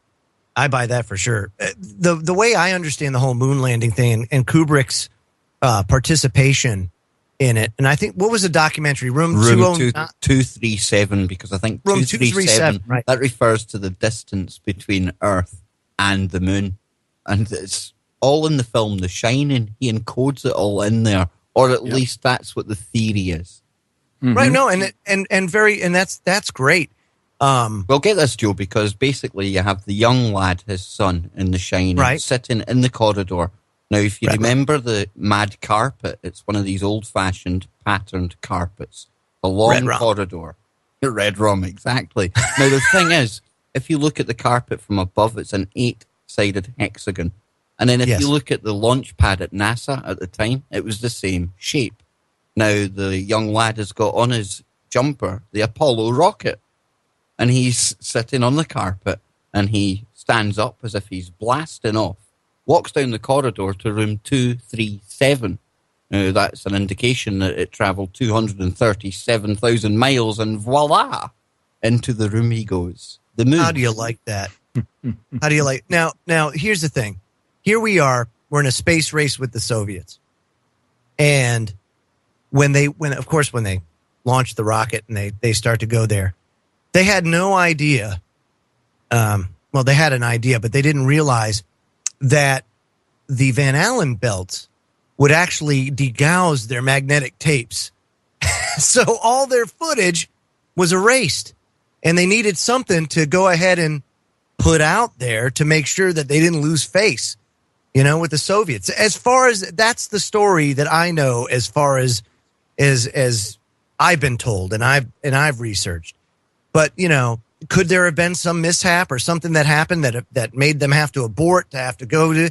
Yeah, probably, maybe. Can you imagine the effect on the American public if something had gone wrong? Oh, Why? Forget it. It's like the Challenger, dude. Remember when the Challenger exploded?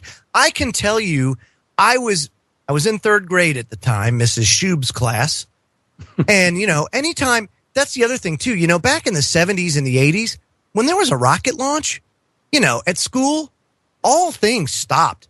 They wheeled the TV in, and everybody watched it, and it was some of the coolest crap that you could do. And it was I don't know, something everybody kind of rallied around. And, when the Challenger happened, good God, what a devastating moment. It's almost like the Kennedy assassination. Anybody that was alive during the Kennedy assassination, they know exactly where they were. They knew what they were doing, everything when they first heard about that. And the Challenger was something like that, because at that time, the space race and the exploration, it was huge, absolutely huge. It lost a lot of its luster in the last 30 years or so, But Joe, I'm the same age as you. Even in the UK, I remember the television being wheeled into the room. Everyone would get half an hour away from their desk, huddled round watching this. And, the other day, get this though, we had a kind of space fever at the UK because we've had our first astronaut travel up to the ISS. Like, let's not even get into the debates about whether it's fake or real. Just go with this story here just now. And he launched up on a Russian rocket. Now, we're talking about the fact there was a space race between Russia and America. And here we are now, Britain sending up our astronauts on Russian rockets. And at the same time, we're at the verge of World War III with Russia. What's going on, man? I know, or are we? That right there is a great indicator, Tony, that, it's not all like they say it is, that the mainstream media oftentimes is a lot of pomp and circumstance. Well, look at the movie 2010, made from Arthur C. Clarke's second book, and you had a joint Russian-American expedition taking place. So, it's not far-fetched to say that, we are collaborating at a scientific level as we have done for, at least 100 years or more. The political boundaries are lowered in the name of science. And look at what's going on at CERN. You have nearly every country in the world, countries that don't even get along, that are all working on the same project for the same goal. Exactly. I mean, we like our synchronicities here on TFR. Chris and Cherie Geo, I used to love it when they would point out the synchronicities that were around us, and it's thanks to them that I noticed them, I think. And, we're talking Arthur C. Clarke here. And tonight over in the USA is the culmination of a 3-night special on Sci-Fi. And this is Childhood's End by Arthur C. Clarke. This is to do with aliens showing up, all under the guise of being our benefactors, been all nice and cuddly and warm, giving us all good health care and education and things like that. Mm-hmm. Right. Only then the veil comes off. Oh. The cookbook. The cookbook comes out. Yes. How to serve man. I won't put any spoilers out there, but isn't it funny, guys? We're talking about all of this, an interdimensional army, perhaps, coming back through this technology at CERN, reigniting Saturn, a return of the golden age. I mentioned Nibiru earlier. That has to bring up the Anunnaki. And now we're talking Arthur C. Clarke, and one of his most famous books has been portrayed on the Hypnobox. Because you got to think that, here you have an advanced life forms, if you will, or beings or interdimensional beings, whatever you want to call them. I don't even know, but they're so much farther advanced than us that they can travel in this fashion. What can we possibly offer to them outside of maybe food and resources? Can we give them the Kardashians? The Kardashians. Maybe we can offer up the Kardashians. Dude, that would be wonderful. What's that? Genetics. Expand, Johnny. If you're a scientific race and you're traveling from planet to planet, and say your home planet has lost all of its natural resources, so you go from system to system, and you don't really have to go and rob the planet of its resources as far as gold and silver, because those things are abundant in many places in space. That's why they want to go mine the moon and bring in asteroids and mine them as well. But the Earth contains one thing that no other planet has, and that's human beings and our DNA. Now, what better thing to come here and encode or encapsulate their DNA with our DNA and create a hybrid race and seed their planet using our DNA as a refresher? Absolutely, and we're just one experiment amongst many, Joe. We've got all these different exoplanets being discovered all the time, some of them in the Goldilocks zones of their local stars. And just imagine some alien race hopping from planet to planet, 14 light years away, leave one experiment here with one print of the DNA. Try something somewhere else, John. It's no coincidence that the ancients believed that the gods came from Orion. It's very interesting. Hold that thought, Johnny. We must unite what has been set asunder. We are TFR. Truth Frequency Radio. Back, everyone, to hour number 2 of the Freedom Link and hour number 3 of this special broadcast of the Kev Baker Show and the Freedom Link combined. Now, it's myself, Joe Joseph, and Johnny King. Big shout out to Johnny Whistles. Few technical glitches, he couldn't make it tonight, so much love to the big man. And we have, of course, been joined by our good friend, researcher, author, Mr. Anthony Patch. Please, please, please go and check out his website over at anthonypatch.com. And just during the break there, guys, we were discussing how DNA, things like that, and Tony, you were bringing up disclosure. And for some time now on the Kev Baker Show, myself and Johnny have been referring to something called the PSYOP disclosure. And this has been the increase in the drip, drip, drip, which has been speeding up of stories, Anthony, that's kind of been pointing to the fact there's more going on out there in space. And this is a kind of idea and meme that you share with me. You do think there is some kind of disclosure at work right now, don't you? Yeah, I think, you even mentioned it with the festival that's going on showing Arthur C. Clarke's movies in the United States. Mm-hmm. I think that all of this is building up. I don't watch popular culture because I don't like the influence, but you guys have clued me in enough to know that there are plenty of TV shows and movies out there right now that directly point to programming the masses, getting them accustomed to the idea of being comfortable with another race coming into our dimension, into our realm. And for science to be openly talking about opening dimensional portals, that would have been relegated to the halls of science fiction just 15 years ago, 10 years ago. So for them to be open about it right now just tells me that they're going to say, we're successful in opening the portal, and here are the people that have come through, and they're here to help us. Wow. This is just unbelievable stuff. And, you know, before the break, I said, if you think about it, we only experience 5% of the known universe because, or 5% of the, because 95% of it's either dark matter, or the way I kind of like to look at it, Tony, and correct me if I'm wrong, but this is kind of how I visualize it. And it's hard now because of the new shape of the universe that you've kind of thrown out there. But you know, I work with RF. That's my forte, is radio communications. And so when you look at, like, say, for example, aggregate signals, I look at it as almost a like a pipe, if you will, layers. So when RF, you're looking at it as like a pipe of whether it be like voice communication or data or both, but it's layered in, you know, different. You've got a data stream that rides that aggregate signal. You may have a voice, a voice part of it, and it's multiplexed into an aggregate, and then it's demultiplexed on the other side.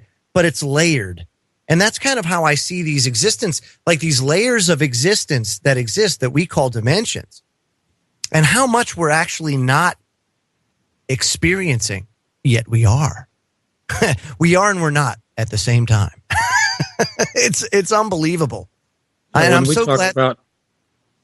Go ahead.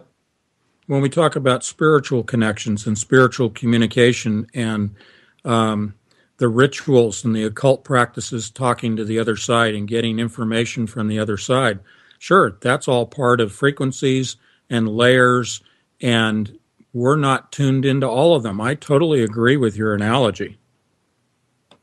It just seems to be more of a yes. How about you picture it like this? Because this is so in line with a book I'm reading right now. And this was a previous guest, and it was Marie D. Jones, and she co-authored a book with Larry Flackman called The Grid. Now, this is to do with reality, dimensions, all the kind of stuff we always talk about. Now, they put in the book that the best way to kind of envisage this grid that exists is like a skyscraper. All those different floors, and on every floor there's different rooms, all independent of one another. Now, you can access some of the floors if you have the right pass for the elevator, and if some office blocks you work in, you have a little swipe card, it'll let you into one room or another, but it won't let you up to another floor higher or below because you don't have the clearance. You're not cleared for that level, shall we say. And I think that is a brilliant way to picture this multiverse that we live in. I'm not saying that we're at the ground level, but for argument's sake, if we think of that, as we work up through the levels, there may be aliens, demons, angels, absolutely everything, because it's a multiverse. Absolutely anything and everything that can exist, probably in one way, shape, or another, does. And it's just an elevator ride away. We just have to figure out how to hack the elevator and get out off this level. And it looks like that's what they've done. And what's convinced me about that is, you know, all of Tony's research into quantum computing. How can you have a quantum computer, and how can it work if the multiverse didn't exist? You know what I mean? If we just lived in a universe and that's all there was, Tony, could a quantum computer actually work? Can it work? It already does. Oh, exactly. But I'm saying, but in that structure, it couldn't if this was the only plane of existence. It wouldn't function. You're exactly right. It does function in a multiverse already. So science has proven that that is the case. You know, so anybody that doubts it, I mean, all you got to do is go ask Google or any of these universities that are currently operating. Well, quantum computer. let me give you a specific, because there may be people in the audience that want a specific tangible example, and that is with the quantum computer. When we're talking about qubits, we're talking about superposition of ones being zeros and zeros being ones at the same time in a four-way relationship. There's a thing called quantum tunneling, and this is where the other dimension aspect comes in. If you picture in your world of RF, look at an oscilloscope, and if you have a peak of the signal on the screen, and it's very narrow at the base, like the skyscraper, very narrow at the base and sharp at the point, but it's very tall, but it's thin. That represents the barrier between one dimension from another. Now, in quantum tunneling, which is what this computer does to access another dimension, is it sends a signal. Let's call it a particle, let's call it a wave, but for the purpose of discussion, let's say it's one quantum particle that burrows its way, that tunnels its way through that very thin, tall spike and emerges on the other side. Rather than having to go all the way up over the peak, over the tip, and then down into the other side, it tunnels through. It sort of cheats. And that's what the computer does to access another dimension. I see. Kev, this is great. And I'm glad you brought that, you gave me that analogy, because I can totally relate to that. So that's good. I don't have to scoop my brain off. I still think it's amazing how they came up with the idea for these quantum computers. How the hell do you come up with something like that, Kev? I mean, it's like, okay, here I am. I'm eating a, it was a problem they encountered, man. As they were making all of these computers faster and smaller, they were making the transistors down to a size where something called quantum effects started taking place. Now, instead of looking at that as a problem, the scientists thought, well, why don't we utilize that? And that's where the idea for quantum computing was born out of. Would that be right, Tony? Yeah, you're right, and it goes back to quantum entanglement. They began to discover that relationship at the quantum level between particles that were separate from one another. And they began to wonder, okay, well, how can these things be communicating with one another?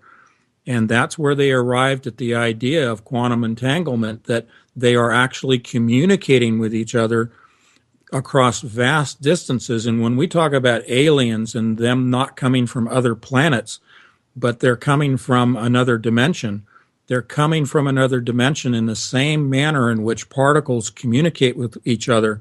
They do this at a quantum level through that entanglement, or another way of saying it is they are tunneling through the barrier and they're becoming tangled with each other. Again, your pop culture reference, they're becoming tangled, they're becoming merged with each other. And that is the form of communication that's taking place. There is a physical exchange of information, be it digital information or exchange of energy in the form of waves, frequencies and modulations of waves, or be it actual particles themselves that are being exchanged. You have a multi-layer, just to use your analogy again, a multi-layer, a multiplex of waves, particles, and energy moving through in a tunneling fashion between dimensions. So then let me ask you this, because this is extremely interesting. If a quantum computer can tunnel between one dimension and another, why do we need CERN and all of that power to bust through the veil, or to break through what we consider to be the veil? If something as simple as a quantum computer can do that and go to another dimension, then why do we need to go through all the pomp, all the major hassle? I mean, look at, since 1955, right? That's when they started the groundbreaking on CERN. I mean, so to me, then that would not be the primary. That wouldn't be the primary purpose of CERN. Here's your analogy: a freeway versus a sidewalk. The quantum computer is trickling information through at the quantum level through quantum entanglement. But if you want to bring everybody through the portal, you got to have a very big opening, and it has to be stable. The quantum computer is not stable, but the LHC will tear the fabric of space. It will break the nuclear bonds that exist between quantum particles at the quantum level, the nuclear force, the strong force and the weak force that they talk about.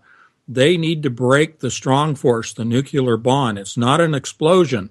It's not a nuke going off, a fusion or a fission explosion. They're physically tearing the fabric of space by separating and breaking the nuclear bond between weakly interacting massive particles known as WIMPs. And this is what comprises the Higgs field. Therefore, you need a big machine with a lot of power to break the nuclear force and establish a wide open freeway, is my analogy of what they're trying to create. And it's going to be like a tsunami of data that comes through that. And this is where it gets really, really interesting, Tony, because we were the first, well, you were the first one to introduce me to this synthetic DNA. And we were talking at the time when we first spoke about this, there was people in the chat room asking, well, synthetic DNA, well, how does that work? How do you get it from being a code into something physical? Could you explain that to us? Yeah, what we talked about, and it ties right into this discussion of the portal and who's coming through and how, we're talking about digitized DNA coming through. We don't have to have physical beings come through this portal. We can have digital signals that will come through that represent the digital coding or the sequencing of the DNA of whoever it is that's on the other side. And that DNA, that digital signal, will be received by a digital sequencer, a DNA sequencer that reassembles that digital signal and uses the amino acids, if that's what they use for their bodies, but whatever building block, amino acids or basic components that are necessary to grow their DNA. And I'm going to postulate and just say that their DNA is essentially comprised of the same amino acids as ours. There may be some variations, of course, but the basic building blocks of life, of DNA, I think are the same no matter what dimension you're talking about, with some variations to them. That said, they'll take the basic building blocks using the advanced form of 3D printers, if you will, the sequencers that already exist that we've talked about on previous shows. They'll take the sequencer that takes the digital information, tells the machine how to arrange the building block amino acids in what quantities and in what patterns to trigger the self-replication process of DNA. So it's a digital signal, a sequencer, you throw in the chemicals, you assemble them according to the digital signal and patterns that you've received. The machine sequences everything back into a life form, let's say in a test tube, a petri dish, just to be simple, and it begins to grow and begins to replicate in a much more accelerated fashion, utilizing a 3D printer rather than DNA simply growing on its own. You're building it. You're building the DNA in a much more accelerated fashion using a 3D printer. And folks, if you want more information on this, it's a bit dry when you have to watch it, but if you're really into this stuff, it's fascinating. And Kev and Tony introduced me to Dr. Craig Ventnor, which wow, creep. Taking 4 base chemicals and are able to, just like Tony said, grow from that code, grow slant print organic life. So this is really amazing, Kev, what's going on. And let me also say this. This is very interesting, and I'll throw it to you, Kev. You sent me that speech that the inventor of the quantum computer, one of the guys that are pivotal in the design of the quantum computer. I can't remember his name. What was his name again? Geordie Rose. That's right. Yes. That he went and said that these other dimensions are identical to ours, the only difference being the qubit.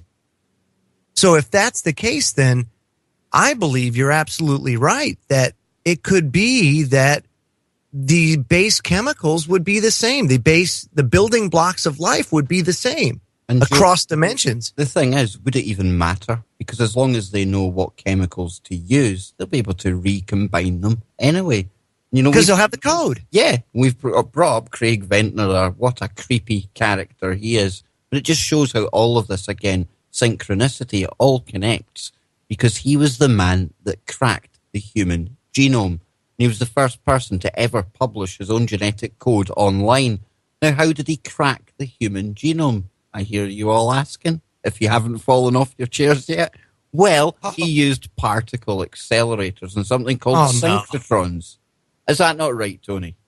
That's right, and that's what started me writing my books, was my going back to UC Berkeley, where I attended school, and I knew all about the bevatrons, cyclotrons, synchrotrons. I was introduced to that as a child, all of that. The laboratory on the hill was known as the Rad Lab. This is where the atomic bomb work took place with Lawrence and Oppenheimer. So I was thrown in there right in what was going on with the whole development of synchrotrons. And what really triggered it for me was I realized that particle accelerators were being used to look at DNA, to look at the building blocks of life. They used the particle accelerators to generate these intense microwave signals that they use, that I talked about earlier, to infer the shape of our proteins, to, for the first time, create 3D models of our proteins, of our DNA. And then they were able to actually reproduce those in a computer-aided drawing, in a CAD program. And then they reproduced those using 3D printers to build physical models of our proteins, so they could examine them and look at the construct. Then they went right down to the quantum level and looked at our DNA at that level. Now, to jump back to Dr. Ventnor, if people think I'm crazy in saying sequencing DNA and transporting digital signals through dimensions, well, it's already been done. They've taken samples from the desert. They've sequenced the DNA from biological samples, transmitted it through the cloud back to La Jolla, California, to the Ventnor's Institute for Longevity, or the Longevity Institute, and using a sequencer there, they reassembled that digital signal using the building block amino acids and reproduced the same biological entity that they collected in the desert. They reproduced it in the laboratory. You can now do that and send the DNA to Mars if you want, and send ahead the building block amino acids and the 3D printers and the materials to create an environment that's conducive to human life. You can print the buildings. We're already doing that. We're printing buildings all over the planet. We've printed cars using 3D printers. You can send the astronauts' DNA to Mars instead of a living human that needs a large spacecraft to support life, and have him grow himself. His DNA or her DNA will grow on Mars in this environment, and now you have your astronauts on Mars. The same thing's going to happen with the LHC. Get this, Tony. Obviously, one of the biggest films of the year was The Martian. Now, that showed NASA up there on Mars. And we've spoke often, Joe, we've locked horns over the Van Allen radiation belt. NASA themselves, they still say they can't traverse the thing. Now, here's one way of escaping, because all you need to do is have the code transmitted to wherever you're going, fly ahead the equipment, which won't be affected. You shield it all from the radiation, have it land on the planet like the Mars rover, bada bing, bada boom, there you go. But you know, we were talking about the human genome, Joe, and before I lose my train of thought I don't want to derail you, man. Go. Because right now, one of the most fascinating and controversial pieces of technology that is emerging is something called CRISPR. Now, this is gene editing technology. Now, if it wasn't down to your man Ventnor actually mapping and cracking the human genome, we could never, ever have dreamt of doing things like this. But we can basically take something called chemical scissors, and we can cut out bad bits of code. We can put in new stuff. We can take out maybe illness, disease. Genetic Photoshop, dude. Basically, and this is where it gets a bit creepy, because we've just had stories in the press about somebody over in China opening up the first cloning lab. Now, he's talking about cloning people's pets for longevity. There's that term again. But he also talks about the fact that in China, there would be nothing against him cloning humans because there's no laws in place against that. And I just wonder, and I'll ask you, Tony, imagine what is going on at some of these underground bases where they've been playing with this technology now for absolutely God knows how long. The mind boggles. I've said it before. I believe that there are already human hybrid bodies laying dormant in stasis, awaiting their help me with the word. Help me with the indwelling of the spirits or the imparting of DNA from another dimension to become part of these hybrids. Let me, yeah, exactly. Let me say this because this is pivotal. Okay, so you have the 4 base chemicals, and yes, Kev, if you wanted to make a trip to Mars, you could do that. But in my mind, these are just flesh suits.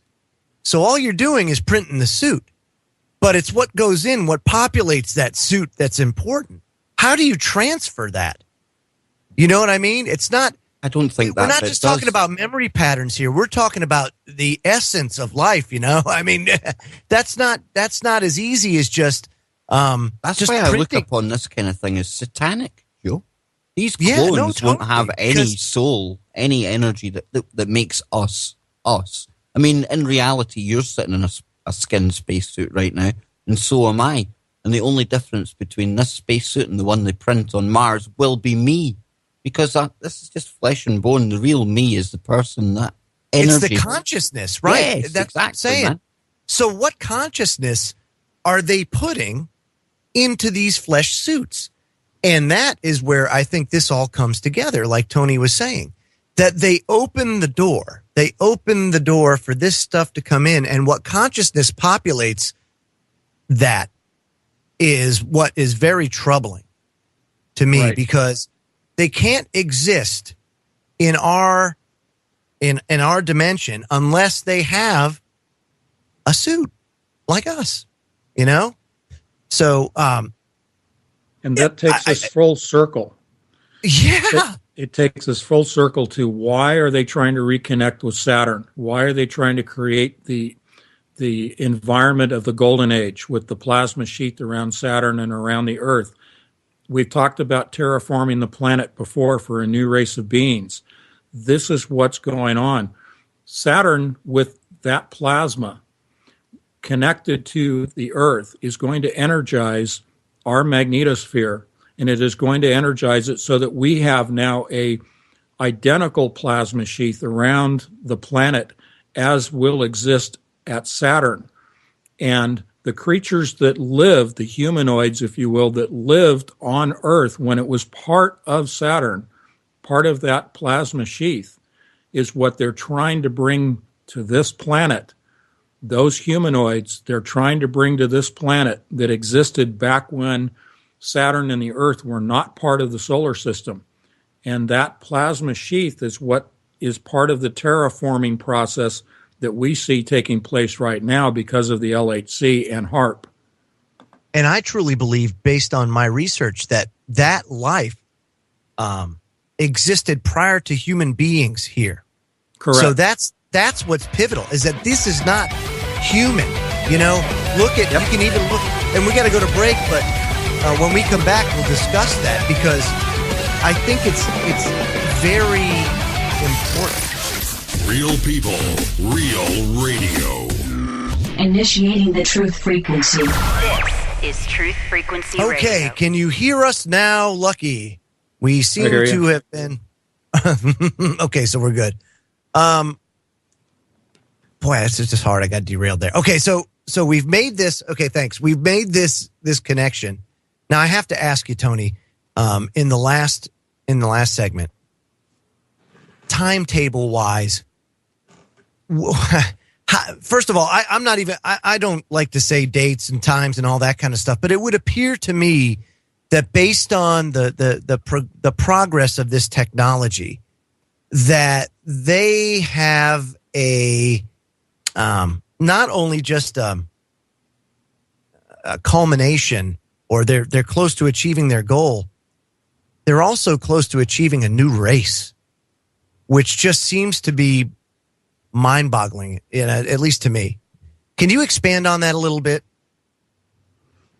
Well, just to reiterate, I believe that for many years they've had hybrid bodies laying in stasis, in dormant states, in laboratories, awaiting these digital signals coming through the portal. And therefore, I think that the new race of beings that they're trying to animate will happen very soon. I'm going to give you my theory on the timetable in just a second. But at the same time, on a parallel track, the elite want to ascend. We've always talked about this whole thing of the elite wanting to achieve godlike status, to be deities, and to achieve immortality. And so they believe that by working with these other entities that they're in communication with, that they will achieve what has been promised to them. But it is a deception. It's a lie. The lie of immortality that was given to, that was presented in the Garden of Eden, that if you eat of the tree of life, ye shall be as gods. That's the lie that they're believing right now. And that's what's behind everything that they're doing, is they're trying to achieve godlike status. So they don't care about the rank and file people like you and me in the world. They don't care how many people get killed off. But here's the timetable that I'm going to give you, and I'm kind of tongue-in-cheeking this, okay? Right. Because I don't like date setting either. Right. But the new Harry Potter movie is coming out in November of 2016. Okay. And I don't have the exact name of it. I think it's called The New Animals or The Animals. But these are magical creatures that are in a box, like Pandora's box or a briefcase, that's taken to New York, and then they're released in New York. These are creatures like from the bottomless pit. This is a reproduction of the Book of Revelation in the form of Harry Potter. And if they're releasing the movie in November of 2016, who knows? Maybe that's got some correlation. I'm just taking a big what if right there. Yeah, no doubt. I mean, it's only through speculation and discussing this stuff that, you learn these things. So, I never personally poo-poo anything anybody says when we're talking about this, because this is how you make it step by step until you come up with a bigger picture. So yeah, no, I've got you. See, the way that I see it as far as humanity's concerned is we're running out of time fast. As far as we're locked in. Unfortunately, humanity in our flesh suits, we're locked into this whole time thing. We don't have the technology that they do, and in every household. Not every household has a particle accelerator. What locks us into time, Joe? What locks us there? Kronos. Wow. Back to Saturn. Why do you got to keep doing this to me, man? Why do you have to keep blowing my mind? Because everything's like a jigsaw. I just stand back and I see how it connects. Yes. Yeah, well, very much so. It certainly is tied into Saturn, because all of the occult societies are tied into their worship and their belief in Saturn. And that's why I think that I was led to that connection, was to say, no, go look at what they're doing with Saturn. Look at Saturn and the collider. Look at Saturn and how it plays out, as you guys have been showing me, through popular culture. But look at it as 3 hours of talking. It's relating to what's going on in the Middle East. The Middle East, you talk about, and we're referring to the Black Cube, the Kabbalah, in Mecca. Everything is tied to Saturn. It's all focused on that. They believe that is what is going to save them as the elite, is to sacrifice and to worship and to follow their gods that they believe are still associated, if not residing within Saturn. As wacko as that sounds, and that's what they believe. What really gets me is everything Tony has come on so far and spoke about has usually been confirmed. And even Saturn, because we speak about these connections, and Tony brought this information forward. And if you're wondering, is there any kind of signs happening on Saturn as opposed to the earthquakes we're getting down here? And there is, because they've detected a motion in the rings of Saturn, and it's going is it in the way, out the way this time, Tony, instead of in the way? It's totally alien to what they're used to seeing anyway, and it suggests that there's something below the surface of the gaseous planet. Yeah, the rings are vibrating, and the rings are moving outward. I believe that there's more synchrotron energy being generated by the, if you will, a natural synchrotron particle accelerator at the North Pole. I believe that the rings, which are primarily comprised of water and ice, are actually vibrating, and we are picking up signals, audible signals from our satellites of sounds coming from the rings of Saturn now that did not exist before, as far as we know. There you go, Joe. Wow. Yeah, well, this is huge, you know. And I don't want to break off the Saturn topic totally yet, but you brought up a great point, and I'm talking about, like, you know, the elite, and this is their way out. This is their way to become L, if you will. You know, you see, I will never use the term elite again, because that is a L-ites. Well, right, Elite. First of all the ites of the Bible were Nephilim, or were the giants, if you will. So all the ite races that you see, the Canaanites, you know, all of them, they were. What about the Elohim? Well, there you go. L. See, so that's what I'm saying. It's all embedded in the language. Good grief. It's crazy. But what do you do with language, Joe? You spell words. They're magical spells. Oh, brain. Oh. But there's a parallel here too, you know? So here you've got these, I'm not going to use the word, these people, these reptilians, if you will, bleh, that the practitioners. Thank you. Yes. That go ahead and they do they're doing their thing. They're the henchmen for these people, right? Much like what we see in America and around the world today with the police and the militarization of the police and the henchmen. You know what I mean? But they all think that, oh, yes, if we do this, we're on the right side and we're going to be good and everything's going to be fine and we're safe. When in reality, once you've outlived your usefulness, you're done. You know what I mean? And that's exactly what's going to happen. Yeah. Get a new pair of cement shoes, if you will. You know what I mean? That's what's going to end up happening. You're going to get taken out. And the joke is on them. Exactly. It's almost like a bad Scooby-Doo episode, you know, where the villain always exposes the plan, you know, and then it's thwarted at the last minute. And that's exactly what it's going to do. You know, the thing that I found, and especially doing a lot of historical research with God is he's the master of drama. He loves to come in at the last minute when it appears all hope is lost and saves the day. Mm-hmm. And I truly believe it's going to come down to that moment where it gets so bad and it's going to seem like all hope is lost, and then all of a sudden, boom, everything is hunky dory and A-OK. So it's just amazing how we see all of this kind of coming together. Technology again is racing forward at breakneck speed. It has been for quite some time. It's almost exponential, this rate of increase. They're saying within the next 5 to 10 years that all unskilled labor, for the most part, will be obsolete because AI is going to take over for most of it. You know, your positions like, say, for example, administrative assistant.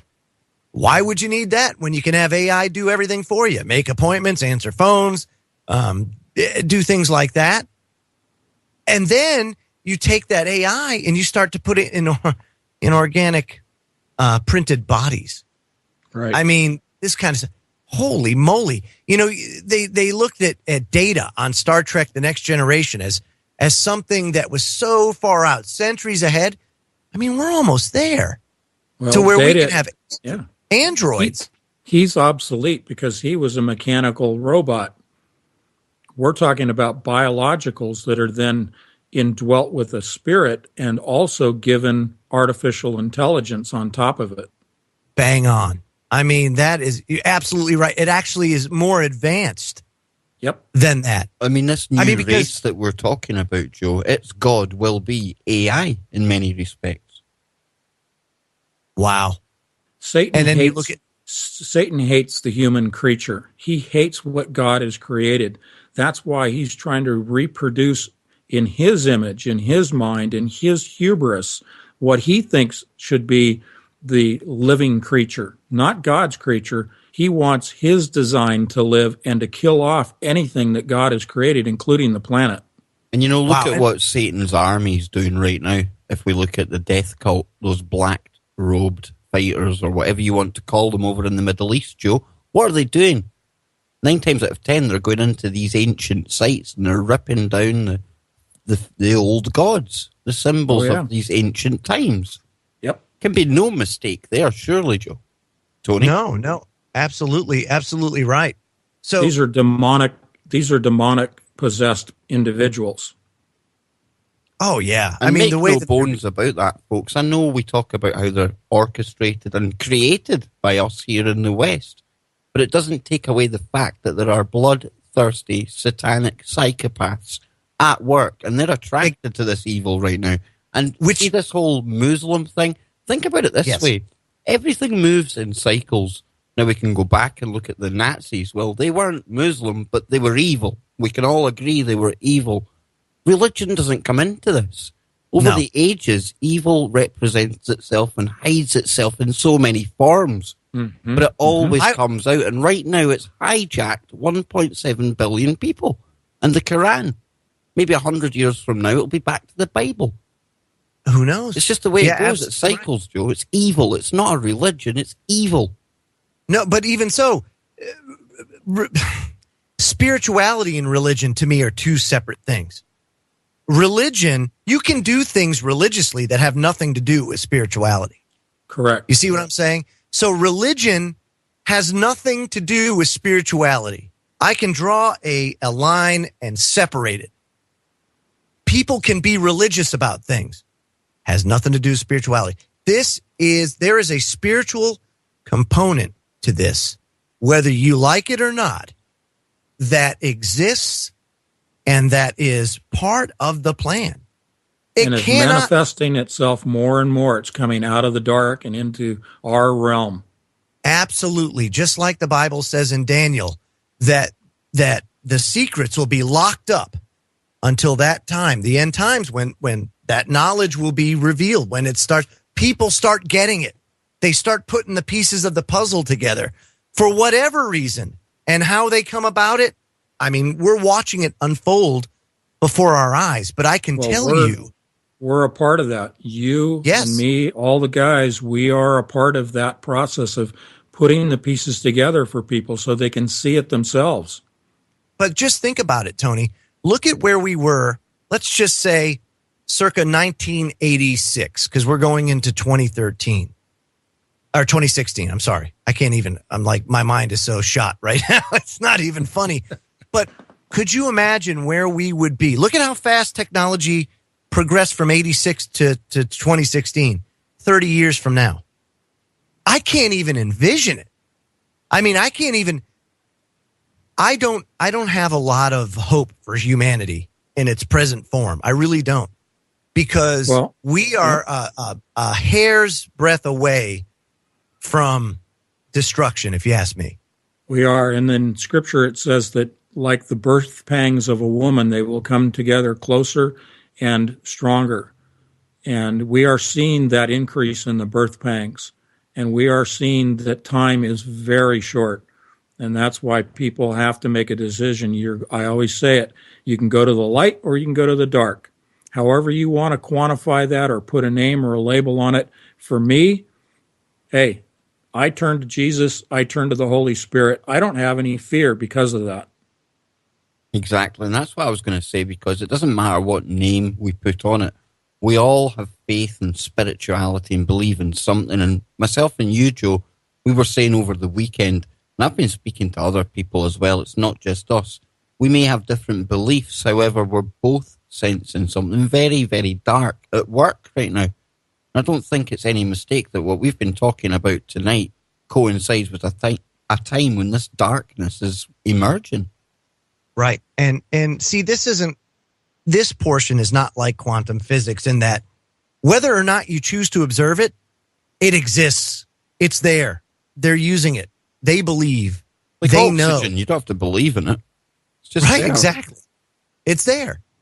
At the end of the day, you still got to breathe it. You need it to survive, right? Well, this whole thing is coming about, and whether or not you choose to believe it, ain't going to change reality, and that's the problem that we run into, and that's the problem that you see, Tony, for well over 150 years now. There's been a conscious effort to remove God from society, and the only way that they would be able to advance things to this point is to do just that. And we have seen it happen now, at least since the middle of the 19th century. But I mean, who out there can deny the fact that society has just become so apostate and so corrupt? I mean, there is nothing left out there on planet Earth that I can see that hasn't been screwed with in some way, shape, or form. It really hasn't. And it's all for a reason, folks. It's all for a reason. And in this case, I truly believe it's to make this planet more hospitable for a new race. That just seems to be the way that they're going down, and that's where all the research seems to lead. I know. What's your thoughts, Tony? Yeah, it's exactly like pre-flood, the Tower of Babel. There was so much DNA modification that had taken place, and there were chimera, and there were, animal-human hybrids. There were hybrid humans on the planet, and that's why God came down with the deluge, with the flood, destroyed the Tower of Babel, and destroyed all of these genetically modified creatures. And we're right back there again. And it says in Scripture, it will be the same as in the days of Noah. We're in the days of Noah right now. The Tower of Babel is the Large Hadron Collider. We've said that before. This is it. I mean, we are trying to get people to step out of their normalcy bias, their tendency to just think. It is because folks, people are programmed. They're victims. Yeah. It's hard for us. Yes, it is. It is. It's hard to come to grips with this stuff. It's hard to understand that this is actually the plan, that there can be such evil that exists on this earth or in the universe for that matter that would exact this. And Kev, you know what? I'll tell you what, I wish that human beings would use this technology to bring back unicorns, and so we could, fly and exactly make a Sasquatch that is actually, it can live on this dimension instead of just shifting in and out now and again for these shady or show up in Popeye's kitchen. Did you see that? That was disturbing, man. I did, totally, man. It was like his twin brother. You know what's even more disturbing? The fact he's a kind of expert in cryptozoology. Go figure. The man with the beard. I had no idea, but striking similarity between the Sasquatch and Popeye. And you can listen to him every Tuesday and Thursday at 7 p.m. Eastern, 4 p.m. Pacific. What a conversation this has been tonight, because even the Sasquatch there, we're talking about interdimensional beings, possibly. This all links to the multiverse that we're in, and we've been talking about all night. Everything, all potential is there. We have to hijack it back from these clowns, and one way we can do that is the internet. That's one tool that has backfired on them in a big way. That's right. And before they close it down, we have to make the most of it. TFR, all the other networks out there, wherever you get your information from, it all helps, because right at this time, as the darkness creeps in, at least a lot of us are starting to wake up, Joe. And so now you know why they need to remove God from society. Because what is the opposite of fear? The opposite of fear is faith. If you have faith and you are spiritually grounded, it doesn't matter what they throw at you. You have no reason to fear. If your faith is sound, then you will fear nothing. And that is what they don't want you to do. They want you to fear this stuff. But you can't face it and you can't stare it down without a measure of faith. It's just that simple. Any closing thoughts, Tony? Yeah, the faith gives you the courage to step out, and it also keeps you from being controlled. They cannot control you if you have the Holy Spirit. indwelling within you. If you have no fear, you cannot be manipulated. So we are not promoting fear. We're countering the fear with facts and with our observations and our conclusions so that people can make the right decision for their life and for their loved ones. And they hate love. That's another antidote to fear. And Amen, something brother. else that they totally despise is all of us connecting with one another, ignoring what boxes they put us in, and just being one, unity, unifying at this time, recognizing those quantum entanglements that we all share, instead of putting each other into different boxes and then wanting to throw stones and cruise missiles and nuclear bombs at one another. It's craziness. Love, that's what they absolutely hate, Joe. I personally love the love frequency. Oh, yeah. Yeah, baby. You going to go Barry White on me now, man? I'm totally going Barry White, dude. As a I matter hope he is playing in the other dimension when we make it there. Him and Elvis, man. I'm gonna have to ask the missus. Maybe it could be date night tonight. We have love, baby. So, Tony, we're almost going out of time here, and you've almost hinted tonight at your model of the universe now being quantum, Kev. I kind of like the many worlds theory out there. Does that fit in with your tetrahedron model at all? Could there be many, many of these out there? I don't know if there could be many. Sure, there could be. I'm never dogmatic about anything, and this is just a theory. But I do believe that if you have what I call the 600-cell tetrahedron as the model of the universe, then you have such complexity within the core of this that actually goes down to the singularity at the middle of it, one single tetrahedron. You have within that multiverses. You have time that is being manipulated within this computer and also within the universe. Because of the complexity, you have multiverses within the computer and within the universe itself. Scary picture in the chat room, by the way. They quantum kev'd you. Imagine that, Joe, what Tony was saying there. Imagine just all of that time and space all enveloping and folding back on itself, and that would give rise to these other dimensions that are all around us, yet we can't experience. Exactly. Yeah. Yep.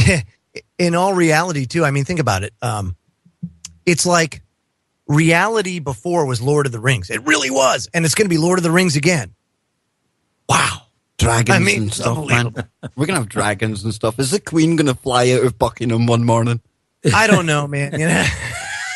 Maybe on a broomstick. Catch a pterodactyl and take it back to Philip, and they can morph into a virus and come back and kill us all. Blah. Well, just remember, God has a sense of humor because he created it.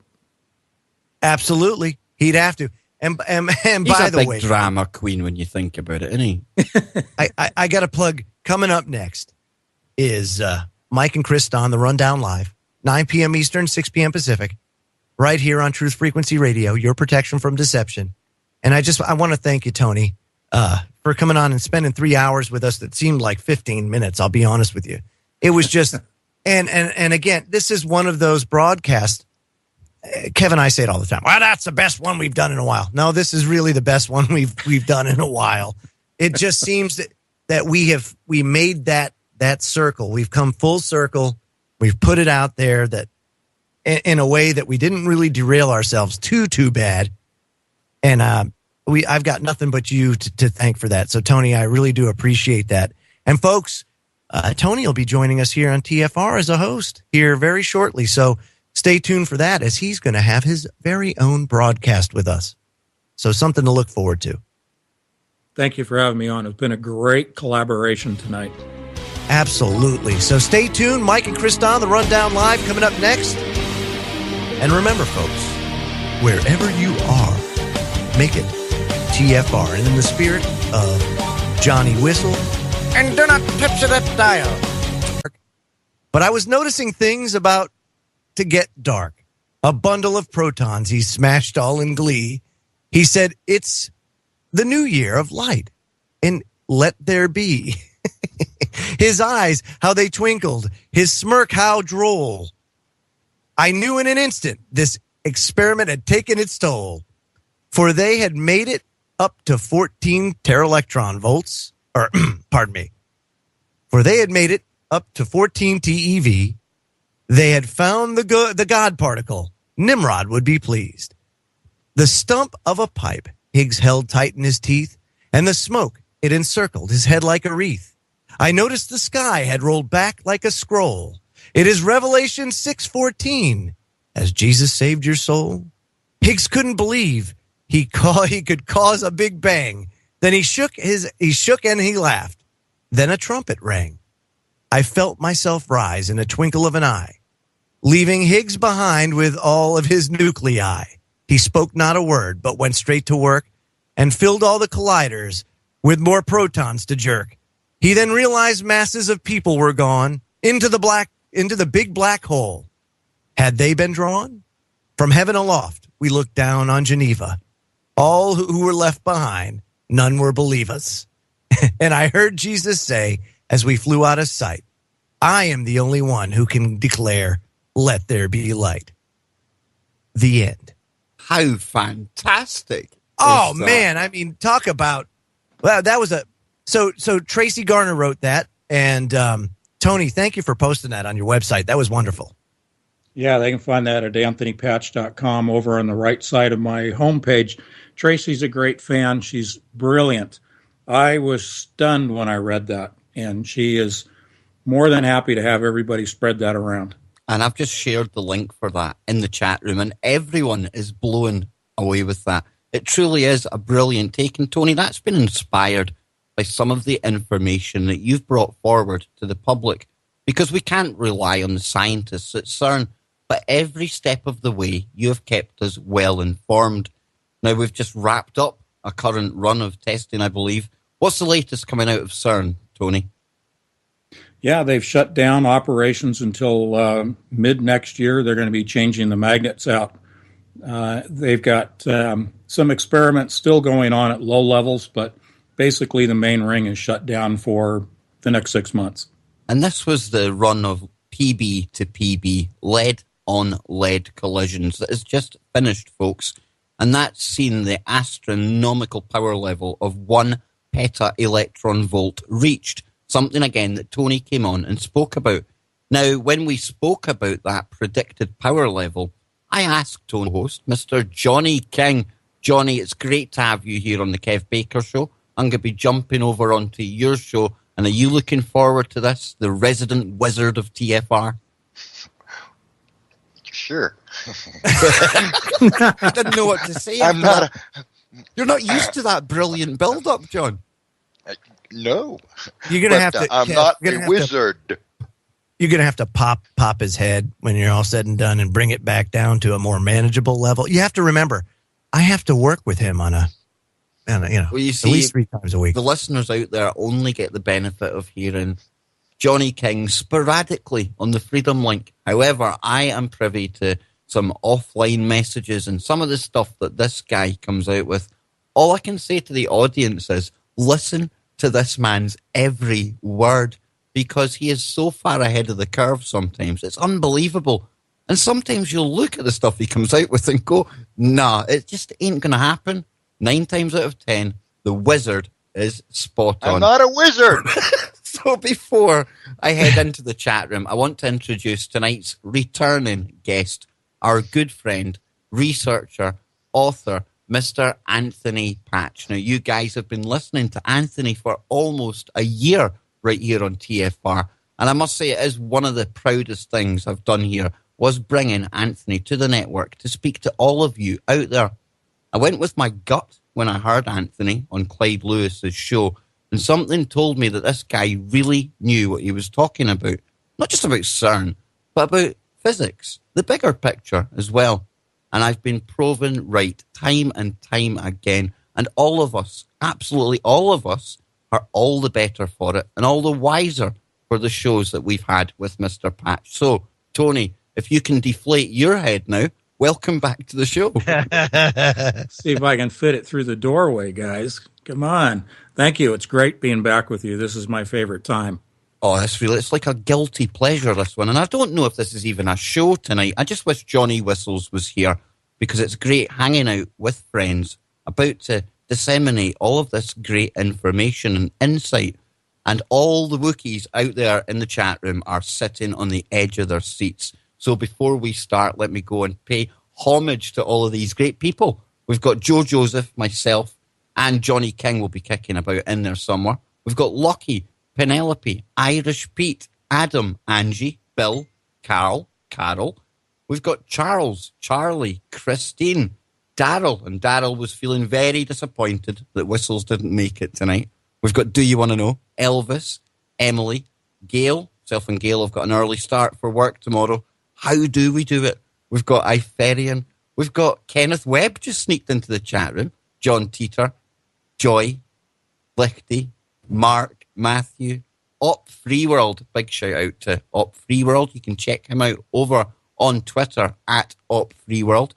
We've got Peter, Mr. Johnny Whistles himself, has made it into the chat room. Absolutely brilliant. We've got Papa, we've got Sam, we've got Shane, we've got Star, TFR Wookie, Tim, Time Lord Tony, and a special shout out to Reese, who's usually in the chat room. He's tuning in all the way live from Frankfurt this evening. Can you believe that? This is the power of TFR, a global reach. And for this kind of show tonight, quite right as well. And Joe, I was thinking the best way to ease us into this 3-hour plethora of information would be a nice poem. Yes, this is a very interesting poem. And of course, you know, I don't do the Christmas thing anymore, but this was always one of my favorite poems whenever you talk about, you know, the Christmas season, and it's, you know, a night before Christmas. And it's an interesting twist on it. Tracy Garner penned this piece, and 'twas the night before CERN, when all through the lab not a proton was stirring, so it was really drab. The magnets were hung by the cylinders with care, in hopes that the startup soon would be there. The children were nestled all snug in their beds, while visions of Higgs bosons danced in their heads. And Mama in her kerchief, and I in my cap, had just settled down for a long inert nap, when out of the lawn there arose such a clatter. I sprang from my bed to see it was antimatter. Away to the window I flew like a flash, tore open the shutters and threw up the sash. The moon on the breast of the new fallen glow gave a luster of midday to objects below. When what to my wondering eyes did appear but a particle accelerator in all its magnetic fear, with a little old driver so lively and quick, I knew in a moment it must be Peter Higgs. More speedy than light, in his coursers they came, and he whistled and shouted, and he called out their name. Now Alice, now Atlas, now LHC Beauty, on compact muon solenoid. Do your duty! To the top of the collider, to the top of the wall. Now smash away, smash away, smash away all. As dry leaves that before the wild hurricane fly, when they meet with a dimension bound through the sky. So up to the synchrotron the coursers they flew, with the strangelets aglow, and Peter Higgs too. And then in a twinkling they had met their goal, with it the portal, a strange matter of a black hole. As I drew in my head and was turning around, I was afraid I'd be sucked in pound for pound. I didn't want to become a tachyon or gluon or core. About some of the signs that we may see coming from CERN. Now, what I mean by that is I don't mean some press release, but symptoms, signs around the planet. Earthquakes, volcanoes, trumpet noises, things like that. Tony, we've certainly seen a ramp up in all of those things. Yeah, fortunately, we haven't seen the whole world become one large volcano or massive earthquakes, you know, covering the entire planet. But one of my good friends, Dutch Sense, has a great website that I have linked on my homepage that we've been tracking the earthquake activity and volcanic activity. And it certainly did ramp up during the times of the PB to PB collisions. Now, it didn't destroy the world. It hasn't created black holes. We're all still here. But there have been a lot of people on the planet that have been suffering from major earthquakes, 7.1s and larger.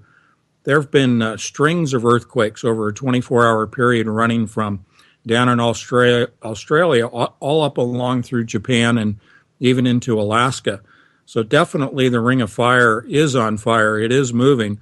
And one interesting thing, a few days ago, Dutch posted that there were 3.1 earthquakes, 3.1 magnitude earthquakes that occurred right outside of Area 51 in the location of some dormant volcanoes. So that was of note. So we have seen a big uptick. We haven't heard a lot of the strange sounds, the telluric currents piping off, but definitely we have seen enough terrestrial activity to say that the first initial run, and there will be more, of collisions of ions of lead have caused shifting in the planet. We only can, at this point, guess what's going to happen in the latter half of 2016 as they begin to ramp up with the new magnets. Now, living in the UK, we've just been absolutely battered by weather, and it seems to coincide with the time that they were doing the lead runs, Tony. And we're talking about volcanic activity here. Now, am I right in saying that most of the volcanoes on the planet are underwater? And the reason I ask that is possibly there might be some even more volcanic activity going on that we aren't aware of. Now, we're told these storms are attributed to the El Nino cycle, with the warmer water that's generated with that. Could it be that the volcanic activity is heating up the water as well, Tony, which is adding to this natural effect? Yeah, and I think naturally these are activities that are being covered up. Certainly, we don't get accurate representations from the United States services that are monitoring earthquake and volcanic activity. We can't even trust the weather reports that we're getting anymore. They're off the coast where I live here in Portland. This is the Kev Baker Show.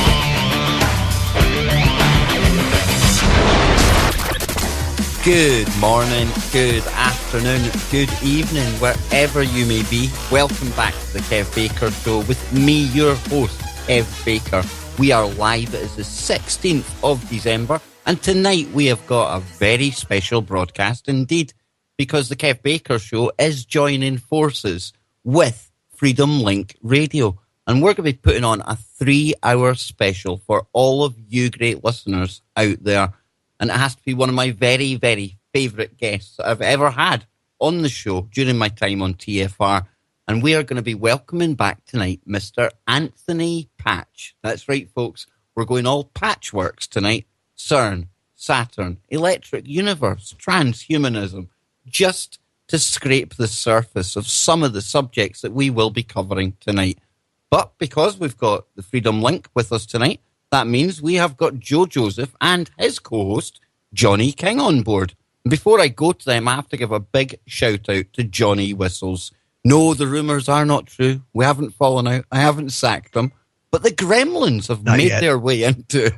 Not yet, Joe, not yet. The Gremlins have made their way into Mr. Whistles' laptop, and he hasn't even been able to sign into Skype tonight. So a big shout out to Johnny and all his special Wookiees out there.